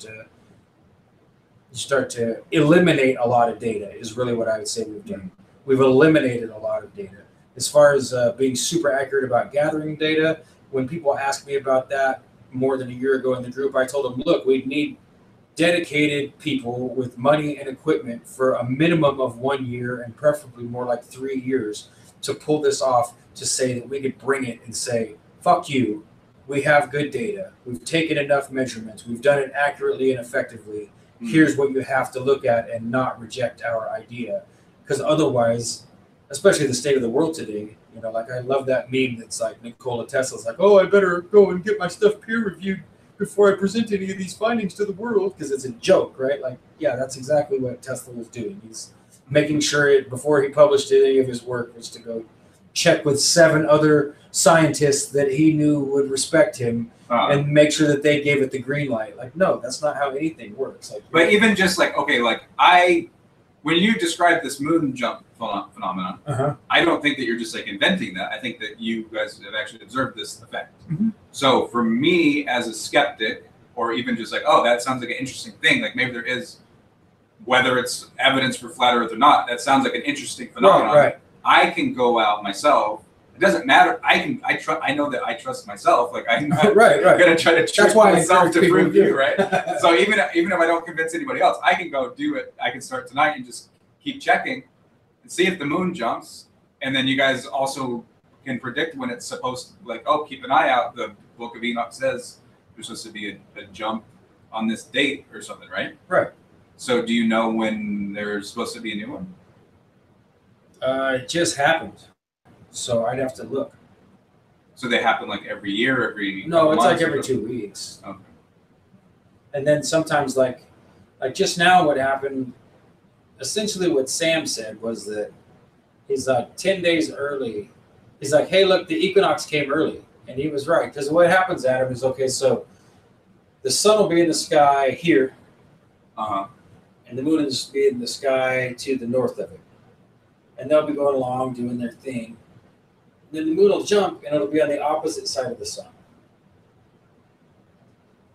So you're looking up in the sky, the sun's up, sun's setting, here's the moon. Sun's up, sun's setting, here's the moon. And then the sun's up, but the moon's on this side. The sun's up and it's setting, but now when the moon comes up, it's on this side. It's on the, so it's jumped.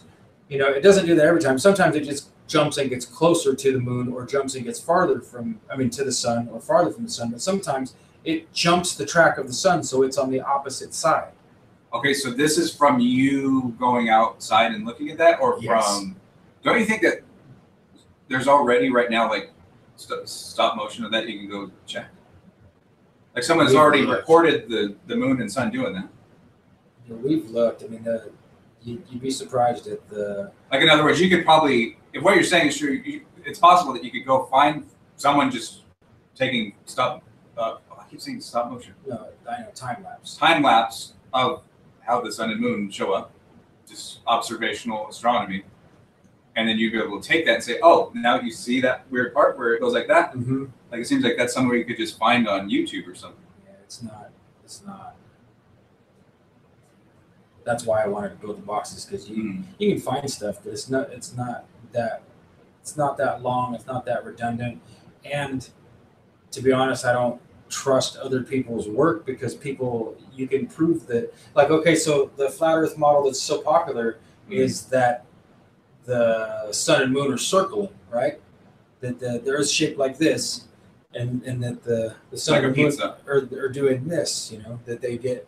You know, so it gets close to winter, and this happens, and then it does this, and summer happens, and back, right? Okay.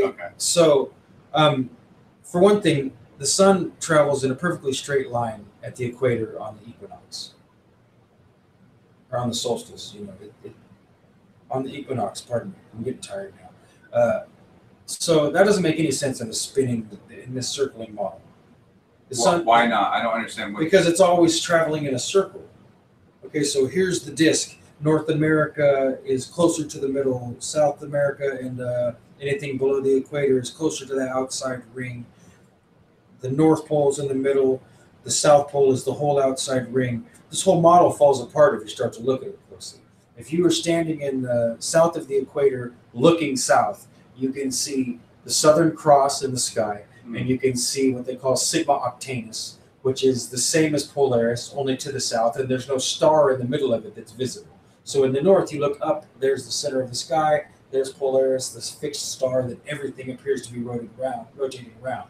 In the circle model of the flat Earth, they say that that's true, but then on the outside edge, the south is everything outside of north. South is in every direction away from north. Okay. And that kind of holds true with if you test a big round magnet, that north is the center pole of the magnet, and the whole outside ring is south. So they kind of try and extrapolate, or what do you call it? Confabulate or conflate those two things together. Like, see, it's like a magnet. It's like a round magnet. It doesn't work though. If you're standing south of the equator, looking south, you can see the Southern Cross. You can see Sigma Octantis. And what you have really is like this effect, okay? So the North Pole and Polaris and Sigma Octantis in the south, you have this effect. There's, in that picture that you drew, the north and south would have this going on. What is this? This is the spin of the stars. Oh, okay. Okay? So in the northern hemisphere, the stars... That's just the stars are rotating clockwise. The stars themselves are actually rotating in that model, right? Yes. And they're rotating clockwise. Let's see, is that right? If we go outside right now, look at Polaris. They're rotating counterclockwise, and then clockwise in the southern hemisphere. So whether or not you're talking, regardless of which model, there is an objective fact of, if you go look at the way the celestial bodies appear to move, we're going to agree on that, right? Right. So you're essentially saying the way it appears to move is the way it's actually moving. Yeah. Instead of like, it looks that way because, you know, if you're on a, what do you call, I don't know why I can't think of, merry-go-round? Yeah, but what's it, on a playground? Is that a merry-go-round? Yeah, merry-go-round. Well, that's at a, anyways, it would work on a merry-go-round too. If you're on a merry-go-round, it appears that everything around you is It looks like the whole universe is just spinning around. Right. But if you get off of the merry-go-round and you look at it, the merry-go-round is spinning around. Right. But this is the. But we can agree that if you're on a merry-go-round, the way that the universe appears to be spinning around is objective. Like we can all agree that it looks like it's spinning around. But you're basically saying that what looks like it's happening is what's happening, and then if you stepped out the other side, that's the primary thing, is that the universe really is spinning around. So if you and using that analogy, if you stepped outside of the merry-go-round and watched it, you would be moving around the merry-go-round, right? Maybe you didn't follow my analogy. Yeah, I think I got lost there. So to me, if you could step outside of the sky, all you would see is the same effect from the opposite side. The sky is literally moving. The Earth is not. So that's a really good point. Okay, so most people would say the heavens appear to move because we're on a rotating ball. Right. So to disprove that, you would get off of the ball and watch the heavens, right? Right. But see, I'd say most people can't. But then how are you going to orient yourself? How are you going to know what you orient yourself towards, because you think you're oriented? Right. That's the problem. What do you synchronize everything? That idea for people that believe in the infinite size of the universe would say, though, then the Earth is just going to vanish as soon as you get off of it and try and remove yourself at a perspective to look, because they say the universe is vast, whereas in the model I see that it's not vast. It's not some unbelievable amount of space. You could literally just get to the opposite side of the heavens and be looking at the top of a globe at that point, at the top of a globe of stars, or the bottom. And I think they would move like this. They'd move like this. I know most people can't even do that. But, I see what you're saying. So if you flew over here and looked at the orb thing. Yeah, look at Polaris from the top. Then you're still just going to see spinning stars that are in the shape of an orb. And this is actually a terrific argument to make people think about the real nature of what they tell us is happening, because how is it that despite all of the relative motion, or just the motion of the universe in general, that Jim's doing something. He's messing with us. How is it that we remain oriented on Polaris? They say that everything is moving. I mean, you've seen the. Yeah, I don't understand. I haven't given hardly any thought into like observational astronomy of like how things actually appear from sort of episode. I've never really thought it out. If you look into it, what you end up with is an argument as to whether or not there is a precession of the equinoxes. So you end up having to study what astrologers and ancient astronomers and astrologers believed, and some of them believe that the stars are absolutely fixed and haven't moved at all in the sky for as long as we can measure, and some believe that slowly over a long period of time that the stars absolutely do move, and that is something that supports the idea that everything is actually moving the way that they think it is.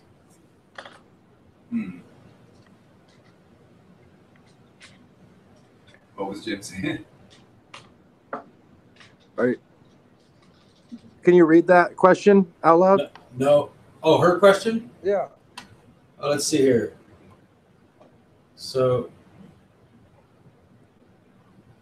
this girl's a trooper. How long have we been on here now? Okay, there's Pol Pot. JF and Andy said they haven't heard of Enoch either. It's frustrating that it's so hard to come across, even if you're actively researching flat Earth. Oh. How many Enoch flat earthers do you think there are? 10? Hundreds? Oh no, I mean there's more than 1,000 people in the group, but not very many of them are active. I'd say probably hundreds. There's probably hundreds of people looking into it. But it's pretty new. Like how long? If you were finding info on it, how far back? Maybe 2 years. Oh, okay. Oh, I must have scrolled way. So that makes sense that she hasn't found information on it, and they didn't know really. Yeah. I mean, it makes sense that they wouldn't have really heard of that model. Yeah, no, it's not only that, but I think that they intentionally muddy the water not because we're onto something so beautiful and special that they're trying to hide it, but that they're trying to muddy the water on everything. They brought the flat Earth out, and they're managing both sides. They have their figureheads like Mark Sargent, Eric DeBay, Patricia Steer, Jaron, all these guys that are, I don't want to go so far as to call them paid agents, but they definitely are the ones that are being promoted and allowed to talk on the regular radio and all kinds of things like that. And then you have a bunch of people that are definitely against them. I don't think it's a coincidence or like an accident or even serendipity that some rapper named Bob comes out talking about the flat earth, and coincidentally Neil deGrasse Tyson gives him the umbrage to give him a retort on live TV and drop the mic wearing a... I didn't see that, but I kind of heard, I perfectly to me, that's like if I came out and said something stupid and Trump tweeted about it. Like, who the hell am I? Even if I am a semi-famous rapper, if I say something, it shouldn't necessarily get the attention of someone who's, in our mind, at the figurehead top. Neil deGrasse Tyson right now is the most famous astrophysicist on Earth, right? So some rapper in a pop sense, yeah.